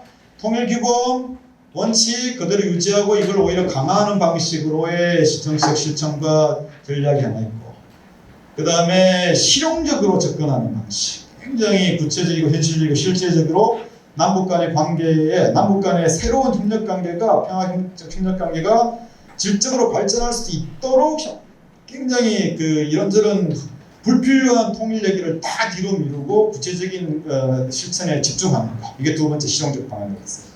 세 번째는 이제 이번 기회에 북과 조응하는 거. 김정은 국무위원장의 구상에 조응해서 우리도 헌법 바꾸고 더 이상 영토 규정 이렇게 만들어 가지고서 자꾸 북한을 이상하게 보지 말고 영토 규정을 대한민국 헌법에서 영토 규정 바꾸면 되거든요. 영토 규정을 어떻게 바꾸면 영토 규정 안 하면 되는 거예요. 영토 규정이 있는 나라가 영토에 대해서 세세하게 설명이 되어 있는 나라 많지 않습니다. 서독도 원래 영토 규정이 없었어요. 그래서 여러 가지 방식이 있어요. 영토 규정을 이렇게 다르게 하면 북을 자극할 이유도 없고 북은 이제 영토 규정이 어떻게 되는지 아직 안 나와서 모르는데 북이 만약에 휴전선 이북만 자기들 영토라고 생각하고 전국적 범위 이런 말 안 쓰면 그럼 남측에 요구할 수 있겠죠. 니네들도 영토 규정 바꾸라고 얘기할 수 있겠죠. 그럼 그거 조언해줘야죠. 그래서 그런 식의 이제 근본적인 전환을 하되 그렇지만 북이 일본은 아니기 때문에 오히려 새로운 종류의 평화적 협력관계의 틀로 통일의 전망을 지우는 방식으로 국가연합을 건설하는 거 이런 세 가지인데 제 입장은 토론을 위해서 제 입장은 저는 일단 2번에 집중해야 한다고 봅니다. 무조건 2번에 실용적 대응 방식에 총 집중을 하고 그리고 그 과정에서 아까 말씀드린 것 이미 일정한 기간에 이 통일 규정에 대해서 통일의 지향과 욕구와 등등에 대해서 지금 윤석열 정부 때는 다르기 때문에 정말 2018년도처럼 다시 또 남북관계가 진전돼서 갑자기 또 통일 열망이 쏟아질지 저는 그렇지 않다고 보는데 통일이라기보다는 이제 새로운 종류의 평화 열망이 더 많이 쏟아날 수 있겠죠. 어쨌든 그래서 일정한 기간에 남북 기본 합의서를 준비했을 때처럼 한 3, 4년 정도의 내적인 그 한국 사회 내부 주민들 사이에 다양한 형태의 시민 간의 대화라든지 의견 수렴 과정이 필요하다. 그렇게 해서 왜냐하면 자결권에 기초해야 되기 때문에 그렇게 해서 첫 번째 통일 규범을 여전히 유지해야 된다는 것으로 다수의 의견이 나눈다면 일정 기간 그렇게 할 수 있다고 합니다. 그런데 이게 1990년대가 아니고 2020년대 현재의 상황에서는 국가 간 결합을 안 하는 게 더 현명하다고 생각해요. 유럽연합도 실패한 거고 중국, 홍콩, 일국 양제 쉽지 않았고요. 독일 통일도 제가 독일 통일도 전문가잖아요. 독일 통일 사실상 지금 거의 실패했잖아요. 지금 동독 전역이 지금 거구 세력들이 40%에 육박, 38%에 육박하잖아요. 국가 간 결합을 해서 좋을 게 하나도 없습니다. 그래서 어쨌든 결국 이번에 집중할 때 일정한 기간 관찰하고 토론하고 서로 숙고하고 그도 좀 이렇게 좀 막 윽박지르거나 막 이렇게 막 그냥 감정 이게 아니고 그죠? 그래서 결국에는 제 생각에는 결국 3번으로 가지 않을까 싶고 그렇게 될 때 북도 좋고 조선도 그죠? 뭐 4대 세습을 가든 5대 세습을 가든 좀 그럴듯한 반미 자주 국가를 좀 갱신해서 한번 만들어주면 동아시아 평화에 유리할 것 같고요. 남측은 남측대로 조금 더 국가 이렇게 막 움켜가지고 이런 것보다 조금 더 다른 종류의 이제 멋진 그 인권 평화 민주 국가를 건설해보는 그런 거에 몰두하는 것이 상당히 좋지 않을까 싶습니다. 네, 제 강의는 여기서 마치고 토론으로 또 뵙겠습니다. 감사합니다.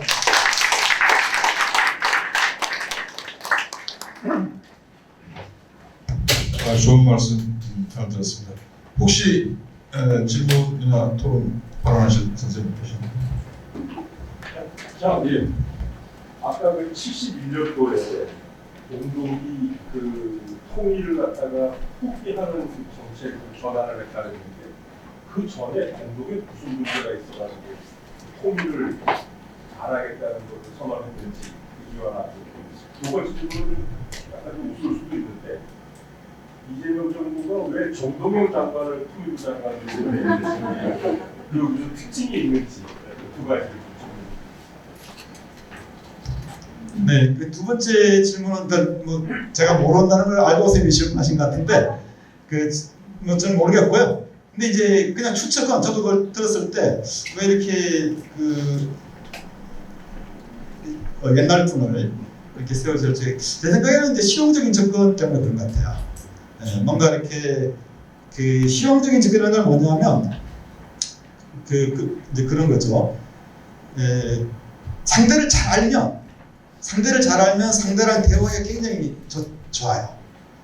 상대를 잘 모르는 상태에서 너무 멋진 안을 갖고 있는 거하고 상대를 뭐 아는 별로 없어. 그동안 좀 딴 거 하다가 다시 돌아왔는데 근데 상대를 좀 알아. 이종석도 그렇고 정동영도 그렇고 그러면 상대가 대화를 하는데 상대가 이런저런 패를 내잖아요. 근데 사실은 상대를 알기 때문에 얘는 저기 딴 거 얘기하면 내가 들어줄 텐데 상대가 갖고 있는데 상대가 내지 않는 카드를 오히려 내도록 할 수가 있는 이런 게 실용적 접근이잖아요. 아마 협상 같은 거 뭐 저는 잘 모르는데 부동산이나 이런 데서 아마 또는 그러니까 이 실용적인 접근의 가장 구체적인 그 출발은 구체적인 정보와 지식인 거고 그리고 이렇게 상대를 이렇게 대화 협상을 해본 그 경험치가 중요한 이제 그다음에 신의와 결국 이게 신의의 문제고 선의의 문제고 신의와 선의가 상대에게 잘 전달되고 그 상대가 또 나에게 신의와 선의를 의지할 수 있는 그런 파트너로서는 기간에 남북관계를 해본 사람들 중에서는 약간의 성과가 있는 구체적인 성과가 있잖아요. 정동영과 이종석 둘 다. 그래서 그런 부분에서 저는 뭐 가능한 선택이 아닐까 이런 생각이 듭니다. 근데 이건 또 얘기할 게 굉장히 많은데 이런 류의 사람들이 있어요. 이런 류의 사람들이 막 이렇게 원칙적으로 막 멋진 구상보다도 좀 이렇게 파트너와의 관계에서 좀 뭔가를 끌어오고 설득할 수 있는 그런 정동영이 개인이 그렇다는 게보다는 적어도 이런 류의 사람들이 협상가로서는 뭐 나쁘지 않을 수 있겠죠. 그러니까 당장 이분은 들어서자마자 물론 이분도 독일에 6개월간 1년간 가 계셨잖아요. 이런저런 사정을 모르진 않을 것 같고요. 통일비로 바꾼다는 얘기도 금방 하는 게 이제 그런 맥락이 아닌가 싶습니다. 그다음에 첫 번째 질문은 이거 제가 논문에 하나 쓴 건데 이미 정확히 말하면 통일을 포기한 거는 68년이에요. 근데 68년까지는 아직 그냥 두 개의 국가라는 거죠. 근데 71년에 들어서서 두 개의 국가가 아니라 두 개의 민족이다 이렇게 바뀌었거든요. 그런데 이제 원래 질문은 이제 그럼 왜 68년도에 통일을 포기했고 이렇게 그 가격하게 갔느냐? 그 전에는 북한하고 같았어요. 북한의 연방제 통일 방안이 있잖아요. 북한은 이제 저는 연방제 통일 방안이 동독에서 옵니다. 그래서 56년도 12월 31일에 동독에서 연방제로 국가연합으로 소속하고 통일하고자 해서 56년도 12월 31일부터 67년도 12월까지 정확히 11년 정도 국가연합 통일안을 40여 차례 주장합니다. 제가 이게 박사 논문의 일부거든요. 그러다가 1960년에 2월 달에 북에서 김일성의 직접 지시로 동독의 국가연합안을 북에서 연구해서 1960년 8월 15일 평양 8.15 그 기념 행사에서 처음으로 김일성이 연방제를 주장하거든요. 통일방안으로. 근데 물론 이제 국가연합과 연방제는 다릅니다. 컨페더레이션과 페더레이션은 다릅니다. 다른데 이게 이 차이가 이 차이를 정확히 알기가 그 당시 쉽지 않아서 그 내용은 컨페더레이션인데 내용은 국가연합인데 우리말로 오면서 북한에서 우리말로 오면서는 이제 그 연방제라고 했어요. 근데 이 북에서 김일성은 연방제를 얘기를 했는데 이게 러시아어로 독일어로 영어로는 전부 컨페더레이션으로 번역이 되고 있어요. 북에서 만든 그 독일어 책이 있거든요. 그 당시에 그 북에서 발표한 러시아가 있고 러시아는 못하는데 영어하고 독일어를 봤더니 컨페더레이션으로 되어 있어요. 상당 기간 72년까지. 그래서 72년에 가서 북에서 자기들이 발간한 독일어 책 영어 책에서 로어 책에서 연방제를 이제 그 다음부터는 페더레이션이라고 옮기는데 제 말은 그게 혼란의 소지는 있는데 어쨌든 동독도 상당 기간 북한처럼 똑같이 또는 북한에서 우리 모범이 된 북한에서 사용해간 그 연방제 통일 방안을 그냥 편하게 북한의 연방제 통일 방안을 주장했는데 이게 이제 짧게 하겠습니다. 이게 두 가지 이유. 첫 번째는 그 연방제는 원래 말 그대로 연방제를 하다 보면 서로 이제 교류하고 서로 이렇게 하나의 그 국가로 나아가기 위해서 협력관계 하다 보면 서독에서 노동계급이 혁명을 일으킬 거라고 봤어요. 마치 북에서 연방제를 하다 보면 남측에서 북을 지지하는 반미자주의 이 결기를 받아서 급격한 혁명의 물결이 일어날 거라고 보잖아요. 지금도 그렇게 보고 있는 분이 북에 계실 텐데 근데 그게 이제 안 되는 거예요. 그게 안 되고 너무 보니까는 노동계급은 3인당으로 들어갔는데 3인당이 그 당시 이제 김인현하고 3인당하고 연정을 해버렸거든요. 그래서 노동계급의 대표 정당이던 3인당이 자기들 얘기를 받아줄 줄 알았더니 안 받아주고 결국 우파들하고 같이 그냥 연립정부를 구성하니까 쉽게 말하면 노동계급의 반동화 때문에 이게 서독의 노동계급으로부터 배신당했다고 보고 서독의 좌파정당으로부터 배신당했다고 보고 이제 서독에는 동독 우리가 알고 있는 이 멋진 사회주의 혁명의 파트너가 없구나.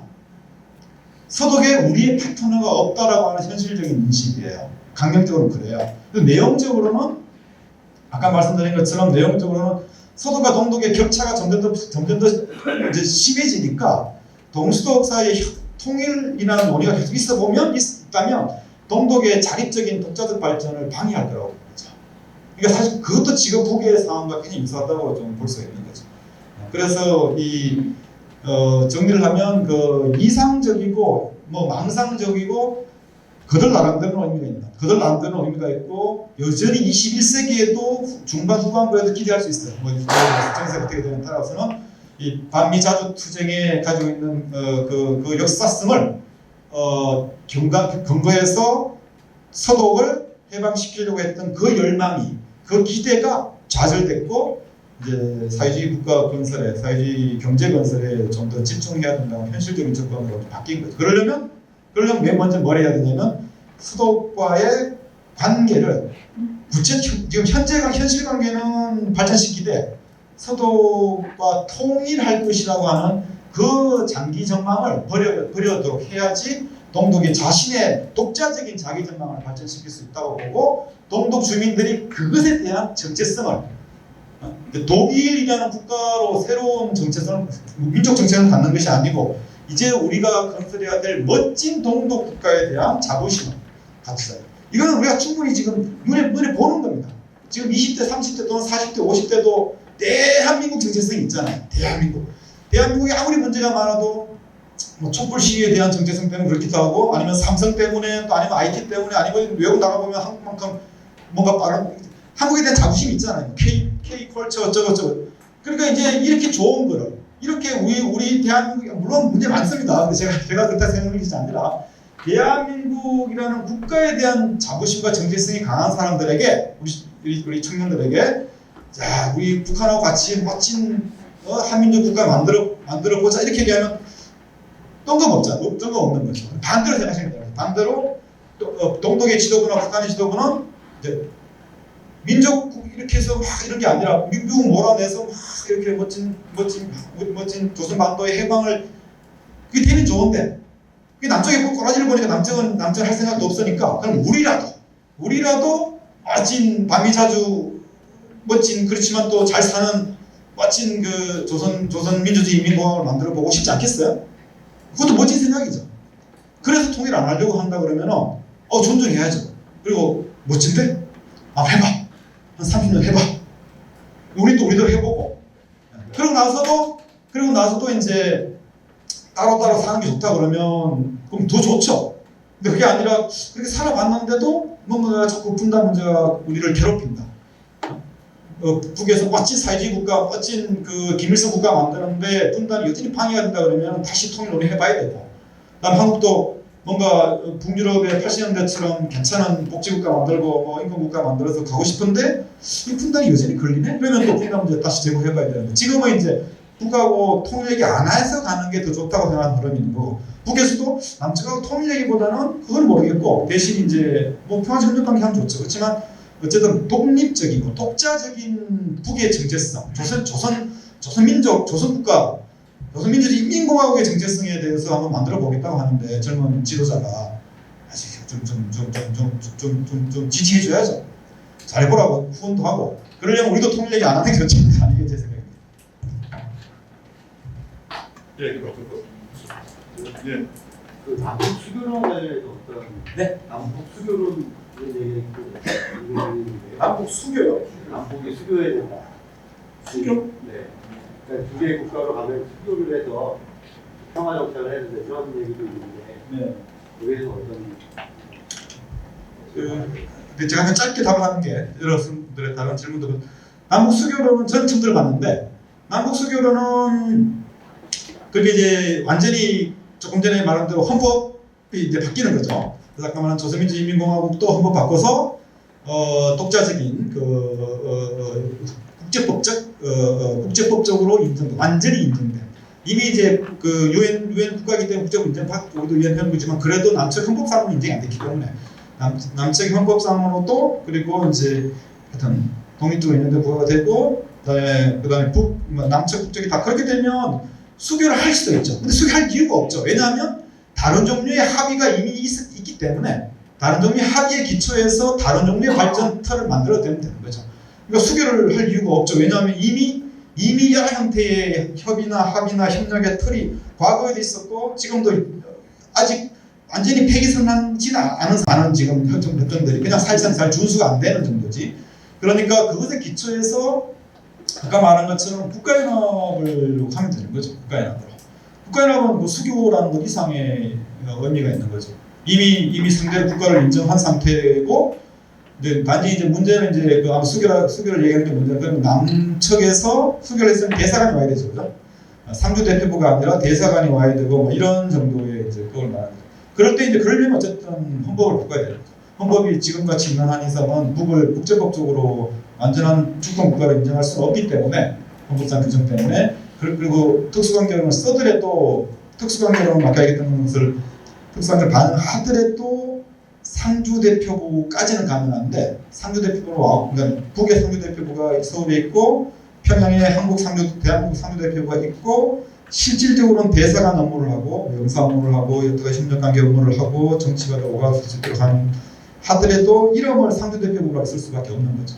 예를 들면 대만에다가 우리가 뭘 대사관을 설치할 수는 없잖아요. 국가 인정하지 않는 이상은 그런 문제가 있으니까 그래서 협력관계를 강화시켜내는 방식으로 국가연합으로 바로 가면 필요하면 근데 이제 헌법이 바뀌면 당연히 대사관급으로 대사관 설정한다고 했습니다. 다음 좀 추상적이신데 다 국가에는 정서라는 게 있지 않습니까? 예를 들어서 그 독일과 우리나라는 경우가 다른 것 같아요. 분단의 역사성이라는 것들이 사실 배제가 되고 단순히 독일은 사실 어떻게 보면 징벌적인 분단 아닙니까? 우리나라는 어떤 의세에 의한 강요된 분단이고 그만큼 전제들이 다른데 지금 뭐 두 독일 사례를 드신 것들이 제가 보기에는 역사성 예를 들어 그게 자칫 잘못하면 이제 남한도 일본이 왔을 때 일본 뭐 경상 쪽은 일본이 점령하고 또 뭐 몇십 년 지나고 똑같은 이런 근본적인 만약 해결책을 하실 텐데 그럼 역사성이라는 부분에서 두 나라가 다른데 그렇죠. 같이 비교할 수 있는 그게 좀 뭐 어떻게 비교할 수 있는지 그런 그렇죠. 근데 뭐 다른 게 너무나 또 많죠. 국제 정치적 조건과 뭐 그 분단의 과정과 분단 국가의 뭐 분단의 기원과 과정과 요인들이 다 다르고 상당 기간 또 국제적인 조건도 상당히 다르고 그렇죠. 그런 의미에서는 당연히 이제 차이가 많아서 함부로 독일 분단에서 또는 분단 독일 사이의 관계를 한반도 맥락으로 전이시키기가 굉장히 어렵습니다. 맞고요. 그래서 이 얘기도 제가 그걸 나름 반영해서 이제 끄집어올린 건데 이제 그 차이가 있지만 저는 그 시대의 차이가 더 시기별 차이가 더 크다고 생각해요. 그래서 예를 들면 이제 그 독일이 당시에 60년대 70년대 상황과 지금 2020년대 한국 상황이 그 시대 차이가 저는 더 크다고 생각을 하거든요. 그게 무슨 말이냐면 민족이라는 것이 가지고 있는 구속력 이런 것이 지금이 과거보다 더 현격히 약해지는 시기인 거죠. 민족 구성의 차이도 상당히 달라져요. 그래서 전통적인 의미의 그 한국이 다른 여러 국가와는 달리 인종적인 구성이나 뭐 문화적 단일성이나 인종적인 단일성이나 문화적 단일성과 공속성이 남과 북이 또는 남한 내에서 굉장히 강했다고 하더라도 지금도 여전히 이주민 비율이 적다고 하더라도 전체적으로 전통적으로 이 민족이나 네이션이라는 걸로 결속되는 그 힘은 굉장히 약해질 거라는 거죠. 더욱더 그런 게 포인트라는 거죠. 그러니까 그냥 곧장 독일과 한국만의 차이가 있는 것이 아니고 독일의 60년 70년대랑 한국만의 차이도 있는데 시기별 차이가 있는데 사실은 2020년대나 또는 30년대나 40년대는 앞 시대보다도 더 우리가 민족이 가지고 있는 역사가 가지고 있는 공통성 이런 것이 더 취약해질 거라는 거죠. 그럴 때 이제 결국에는 이 관계고 새로운 정체성의 형성. 그러니까 변화의 속도가 빠를 것이고 아까 말씀하신 심성이나 태도나 정체성이나 지향이나 이런 것이 굉장히 빨리 변한다는 거죠. 그렇기 때문에 지금 오히려 제가 지금 올린 그 태제는 제가 지금 말씀드린 거는 단일 민족 하나의 민족 국가가 남의 하나의 민족이라는 정체성이 어쨌든 남측에도 줄어들고 그럴 때 통일 강령을 유지하기가 어렵지 않겠나라고 하는 태제에는 오히려 방금 말씀하신 거랑 연결되는 거죠. 그러니까 독일과 한국이 다르기 때문에 한국은 여전히 통일에 대한 강령 주장 요구나 민족에 대한 요구가 더 강할 것이라는 그 예상을 할 수 있잖아요. 다르기 때문에 분단이. 근데 그걸 상쇄할 수 있을 만큼의 외적 내적 변화가 2020년대에는 더 심하다는 거죠. 그렇기 때문에 기본적인 흐름은 크게 달라지지 않을 거라고 생각합니다.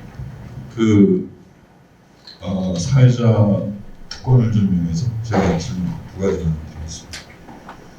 독일 통일 과정에서 이제 보수적인 정권이든 진보적인 정권이든 실용적인 접근을 소독 정권이 유지 실천해왔고, 근데 이제 통일 과정, 통일의 시점에서 그 이전에 두 개의 민족, 두 개의 국가를 주장했던 동독 권력의 태도는 어땠는지, 준비나 태도는 요거 한 가지 하고요.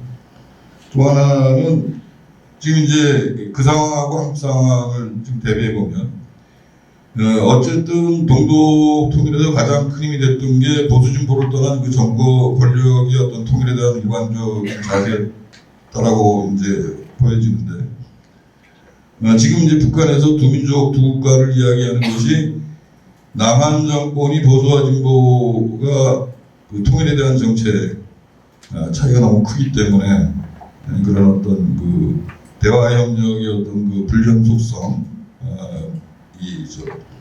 예측 가능성이 낮은 점, 뭐 이런 것들이 많이 적용하지 않았나? 아니면 그런 게 아니고 북한 내부의 자체적인 필요성에 의해서 두 민족 두 국가로 가는 것이다 이렇게 말씀하신 것 같은데, 그거에 대한 좀 배경 이런 거 간단하게 좀 말씀해 주시면 고맙겠습니다. 네, 어디에 거부터 짧게 하면요. 이제 표기적으로나 또는 마지막 국면으로 본다면 윤석열 정부의 소위 자유통일론에 대한 이제 뭐 경계 내지는 뭐 윤석열 정부 들어서서 남북관계가 또 파괴된 것에 대한 이제 견제나 대응이라고 볼 수 있는데, 아까 그래서 굳이 말씀드린 게 2021년에 제 8차 당대 때 있는 변화, 그때 문재인 정부 때거든요.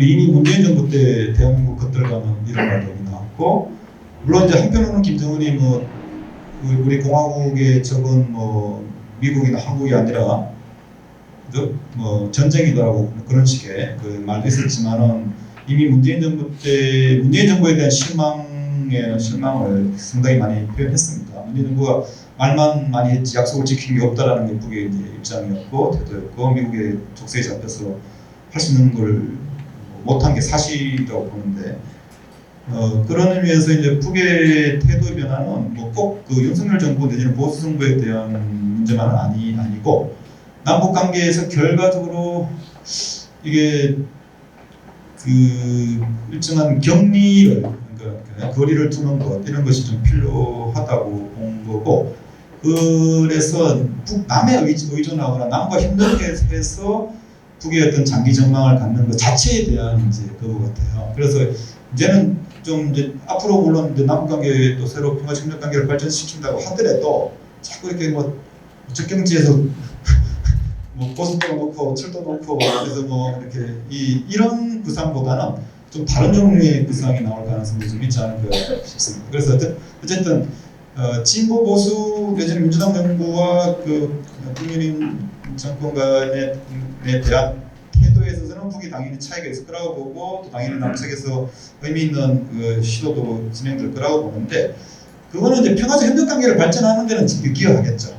그렇지만 이제 오히려 통일 얘기는 더 들어갈 수도 있고, 오히려 뭐 경계할 수도 있을 거라고 보고, 그거는 말씀드린 것처럼 그냥 남측에 대한 실망이나 이런 정도가 아니라 북 내부의 요구와 또는 김정은과 북의 지도부 자체가 가지고 있는 독자적인 고유한 장기 발전 전망이기 때문에 이건 돌이킬 수가 없는 거라고 생각을 합니다. 그래서 평화적 협력관계 진전의 여부에 따라서 통일의 논의가 나올 수는 있겠죠, 남측에서는. 근데 북에서는 꼭 그렇지 않을 수도 있는 거고, 그래서 이게 좀 이제 구분해서 볼 필요가 있는 거죠. 통일 강령은 빼더라도 또는 동서독 관계를 또 다시 이어갈 수밖에 없는 이 대목에서는 그러니까 이제 평화를 만들어가는 방식은 이게 꼭 통일과 매결이지 않더라도 가능하다는 걸 하나의 옵션으로 이제 보여준 거기 때문에 통일 얘기를 빼더라도 얼마든지 통일 논의를 오히려 하지 않았기 때문에 오히려 더 많은 사람들이, 더 많은 정치 세력들이 동수동이 모두 평화적 협력 관계를 더 발전시켰다 이렇게 볼 수가 있는 거죠. 그러니까 오히려 우리한테도 좋은 기회죠. 통일 이런 얘기를 하고 뭐 과도한 어떤 뭐 강력적 전망을 갖는 것보다 아까 말씀드린 것처럼 이제는 좀 더 구체적이고 실질적이고 현실적이고 실용적인 그런 관점에서 사업을 또 해볼 필요가 있는 거고 어떤 그런 게 열린다고 보고요. 그다음에 동독 정권은 그 당시에 동독 정권은 완전 망연자실했죠. 근데 이게 흥미로운 거는 아까 그 연결되는데 이게 동독 주민들은 89년도 90년도에 막 통일을 원했어요. 지금 북한 이탈 주민들이 겪는 거랑 비슷한 거죠. 이랬어요. 근데 서독 주민들은 통일에 70년대 때부터 관심 없었거든요. 평화에 관심 많았지. 통일에 아무 관심 없어요. 근데 갑자기 통일했다고 동독 주민들이 막 원해? 근데 좀 오스룩한 사람들인 거예요. 뭐 영어도 잘 못하고 쉽게 말하면 아니면 좀 이렇게 자본주의 사회에 맞게 빨리 못하고 맨날 좀 이상한 태도 이건 다 그냥 거리를 뒀죠. 그러면서 또 동독이 엄청나게 퍼졌는데 동독은 통일 이후에 엄청나게 퍼졌는데 동독은 여전히 뭐 기업이 엉망이고 왜냐하면 통일 과정에서 뭐 흡수동일을 급하게 해버렸기 때문에 동독 기업이 다 문을 닫아버렸잖아요. 아니 탈산업화를 한 거잖아요. 우리 산업화만 들어봤지만 탈산업화 말 그대로 우리 지금 강원도의 일부 지역 탄광 생각하시면 돼요. 탄광 막 잘 나가다가 갑자기 딱 문 닫으면 그거 지금 어떻게 되는지요? 공장들 막 들었다가 갑자기 공장 문을 다 닫아버렸으니까 근데 그게 1, 2년 만에 해결되나요? 거기다 강원도의 일부 지역 탄광 폐광되는데 또 막 쏟아붓는다고 해결이 되나요? 안 되잖아요. 동독이 지금 그런 상황이 바뀐 거예요. 그러니까 서독 사람들은 그렇게 퍼졌는데도 자기들 못 산다고 우리한테 욕이나 하고 있고 동독 사람 입장에서는 통일 과정에서 잘못돼서 여전히 이제 2등 시민의 대우를 받고 뭐 이런 거잖아요. 그러니까 이 70년대 80년대에 만들어졌던 서독 주민들이 가지고 있는 통일에 대한 거부가 지금까지도 오고 있는 거고 동독 주민들은 그 89년 90년대 때는 잠시 통일 그랬지만 보니까 통일해봤자 좋을 게 하나도 없으니까 물론 이제 다 나쁜 건 아니었죠. 그렇지만 이제 지금 35년을 돌아서는데도 여전히 거부 세력이 40%고 소위 극자까지 합치면 거의 70%가 이 서독 체제를 지금 안 받아들여지거든요. 그러니까 거부하고 있는 거죠. 그러니까 결국 이게 성급히 통일한다는 것이 결국 이게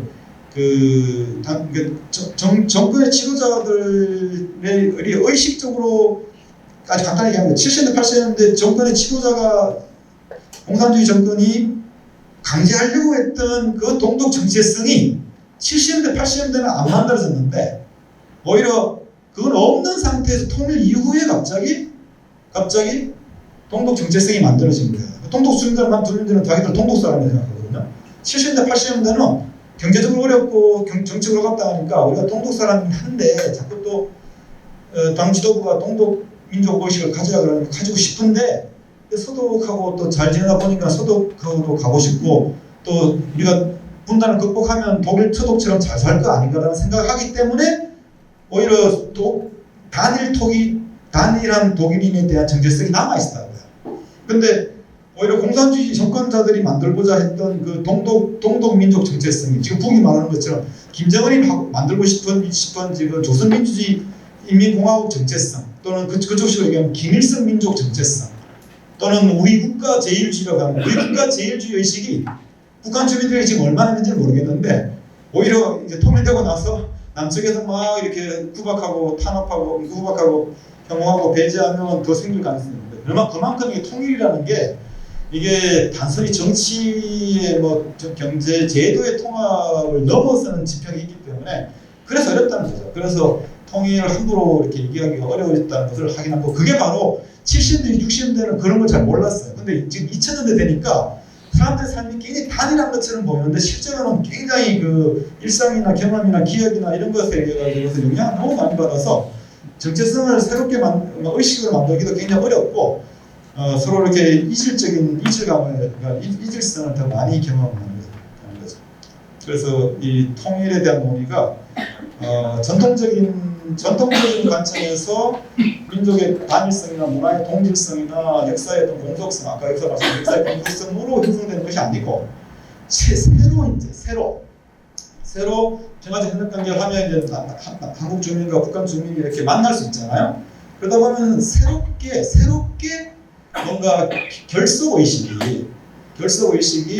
뭔가 연결되는 것을 의식이 나오거나 필요가 나올 때 그러고 나서 앞으로 형성 과제라고 보는 거죠. 통일은 그냥 과거에서 우리에게 주는 규정이 아니라 오히려 현재로부터 미래로 이렇게 서로 만나고 평화적 협력 관계를 발전해 가면서 새롭게 형성될 수도 있고 안 될 수도 있는 그런 이제 열린 어떤 현상으로 볼 수 있겠죠. 예. 아니 저 짧게 얘기할게요. 저 통일은 반평화 이렇게 시작하기 전에 이제 얘기했었는데 저걸 듣고는 통일이라는 거에 집착을 하다 보면 결국은 평화에 도움이 안 된다 이렇게 이제 했단 말이에요. 근데 반대로 실제로 통일을 우리가 얘기를 안 하면 평화가 보장이 되느냐?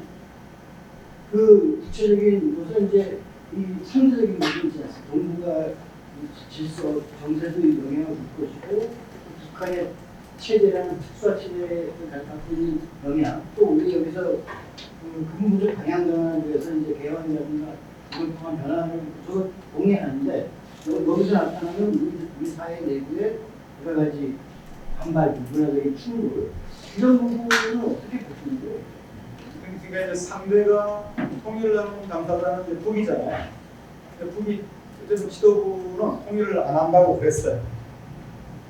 근데 통일을 우리가 하자고 그러면 상대가 받아들이기 쉽지 않죠. 쉽게 말해서 뭐 스토커가 되는 거죠. 상대는 나를 좋아하지도 않고 같이 결혼할 생각이 없는데 나는 자꾸 우리 결혼하자고 그러면 그게 그 관계에 이롭지 않은 거죠. 그럼 그게 평화에 표현될 수 있는 그 자체가. 그 다음에 우리 내부도 상당수가 예를 들어서 이제 우리 가족들이 상당수가 신족들 상당수 다른 친척하고 만나기 싫어하는데 굳이 또 만나려고 하면 그럼 또 내부에서 또 그게 또 평화롭지 못할 수 있는 거죠.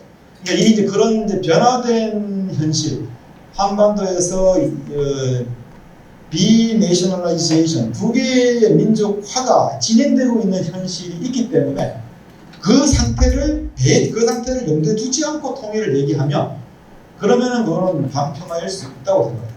그런데 이제 그 상황을 고려하는 거죠. 그 상황을 고려하되 그래도 분단이 계속 족쇄로 남고 분단 적대가 문제가 아니라 분단을 잘 관리하면 잘 될 거라고 생각했는데 분단을 어떻게 관리하든 분단 자체가 평화를 결혼한다면 전통적인 생각은 그긴 하잖아요. 분단 자체가 평화를 결혼한다고 본 거잖아요. 그 분단을 폭력이라고 했고 근데 분단을 평화적으로 잘 관리한다고 하면 그 관리하는 과정에서 만약에 평화에 대한 지향과 갈망이나 평화에 대한 필요가 생겨나는데 그러면 그럴 때는 그 통일이 반평화일 수는 없죠. 그러면 그게 특정한 상황에서는 평화의 다시 또 징검다리가 될 수가 있거나 아니면 뭐 디딤돌이 될 수가 있는 거겠죠. 근데 일단 그 상황에 대해서 이렇게 우리가 제가 개방적이고 성찰적으로 보자고 하는 거는 그 상황에 대해서 누구도 알 길이 없어요. 그래서 일단은 제 생각에는 이 두 번째 실용적인 접근에 어쨌든 올인할 필요가 있다는 거죠. 그러려면 실용적 접근이라는 건 아까 말한 대로 통일부를 남북 관계부, 남북 한반도 평화협력부라는 이름으로 바꾸는 걸 말하는 거거든요.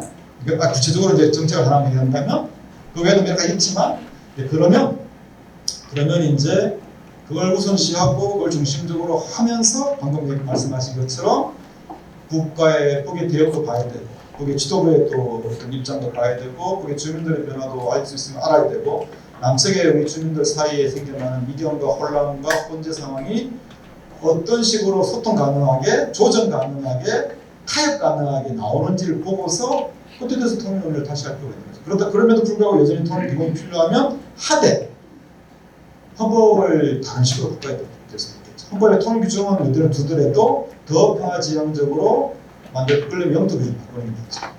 예를 들면 그러니까 통일 교원이나 규정을 완전히 무조건 지금 당장 그게 무조건 반편하다라고 만약에 제가 그렇게 말한 것으로 전달돼서 약간의 이제 제가 전달을 잘못한 거고 약간 오해가 있는 거고 그렇게까지 결론 내리기도 지금 어려운 상황이기 때문에 그러나 현재 상황에서 그냥 과거식으로 통일을 얘기하면 그거는 어쨌든 평화에 그렇게 이롭지는 않고 경우에 따라서는 반평할 수 있는 거죠. 그러니까 상당히 변화된 상황이 오해 있는 것만은 사실 아니라는 거죠.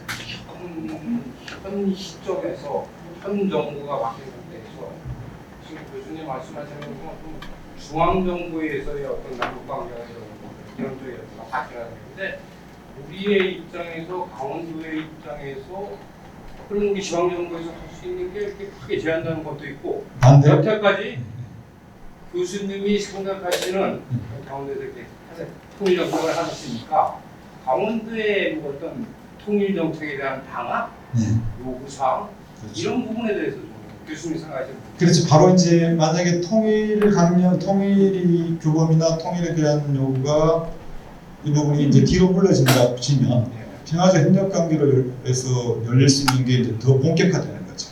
예를 들어서 그동안에 많이 나오기도 하고 저도 연구 중이기도 하고 일부 좀 연구를 해서 발표한 적도 있지만 지자체 간의 도시 자매 결연 같은 경우 그런 경우는 전적으로 오히려 그게 지자체 자매 결연이 가장 강력한 평화 운동이고 가장 성과 있는 평화 정치였거든요. 대표적으로 독일과 프랑스가 2차 대전 직후에 그랬고 그 다음에 독일과 폴란드가 그렇고 동독과 서독이 다 자매 결연했어요. 그러니까 뭐 우리 춘천과 원산 포럼 뭐 이런 게 있는데 그런 거를 이렇게 실질적으로 발전시킬 수 있는 틀을 만들면 근데 그게 이제 그거에 대해서 제가 대안이 다 있어요. 2021년도에 제가 통일원 연구를 원장하면서 그런 얘기 다 하고 다녔었는데 글도 있고 그러는데 그때도 이미 남북관계가 닫힐 걸 대비해서 남북관계가 2021년도에는 그래도 꽤 아직까지 문제는 있으니까 근데 3자 도시 결연, 4자 도시 결연을 제안한 적이 있어요. 남북관계 닫히면 일본이나 중국이나 러시아 그때는 물론 아직 그 전쟁 생각 못했지만 아니면 유럽이든 아니면 동남아 어디든 이렇게 세계도 춘천 원산만 할 것이 아니고 춘천 원산에다가 중국의 뭐 장춘이나 어디 중국의 어디 하나를 넣고 아니면 어디 또 좀 유럽의 평화 지향적인 데다가 넣고 이 4개 도시가 한 해 동안 번갈아 가면서 하면 그러면은 우리가 춘천 사람들이 원산에 못 가고 원산 사람들이 춘천에 못 오는 상황이면 어디 다른데 중국이나 아니면 또 다른 일본이나 일본은 북이고 싶지 않지만 북한과 수교하고 있는 나라들 독일도 있고 스페인도 있고 독일도 있고 스웨덴도 있고 등등이잖아요. 아니면 동남아죠. 이렇게 3개, 4개 도시 간의 자매 결연을 맺어서 할 수 있는 거 다 하면 되죠. 그런 것이 바로 지금 평화적 협력관계의 질적인 발전의 전환인 거죠. 너무 이렇게 통일 전제를 하면 그러면 또 이게 통일 이후에 제도 뭐 이런 것 나중에 할 얘기 많은데 그래서 그런 의미에서 이제 협력 관계나 그 상호 간의 그 어떤 평화 화해의 질적 피약할 수 있는 계기를 오히려 이렇게 장기적인 통일이 아닌 방향에서 생각을 하면 더 많이 열릴 수가 있는 거죠. 그래서 그런 고민도 하고 있고요. 그걸도 고민적으로는 있었는데 앞으로도 그런 연구를 좀 해보려고 합니다. 좋은 질문.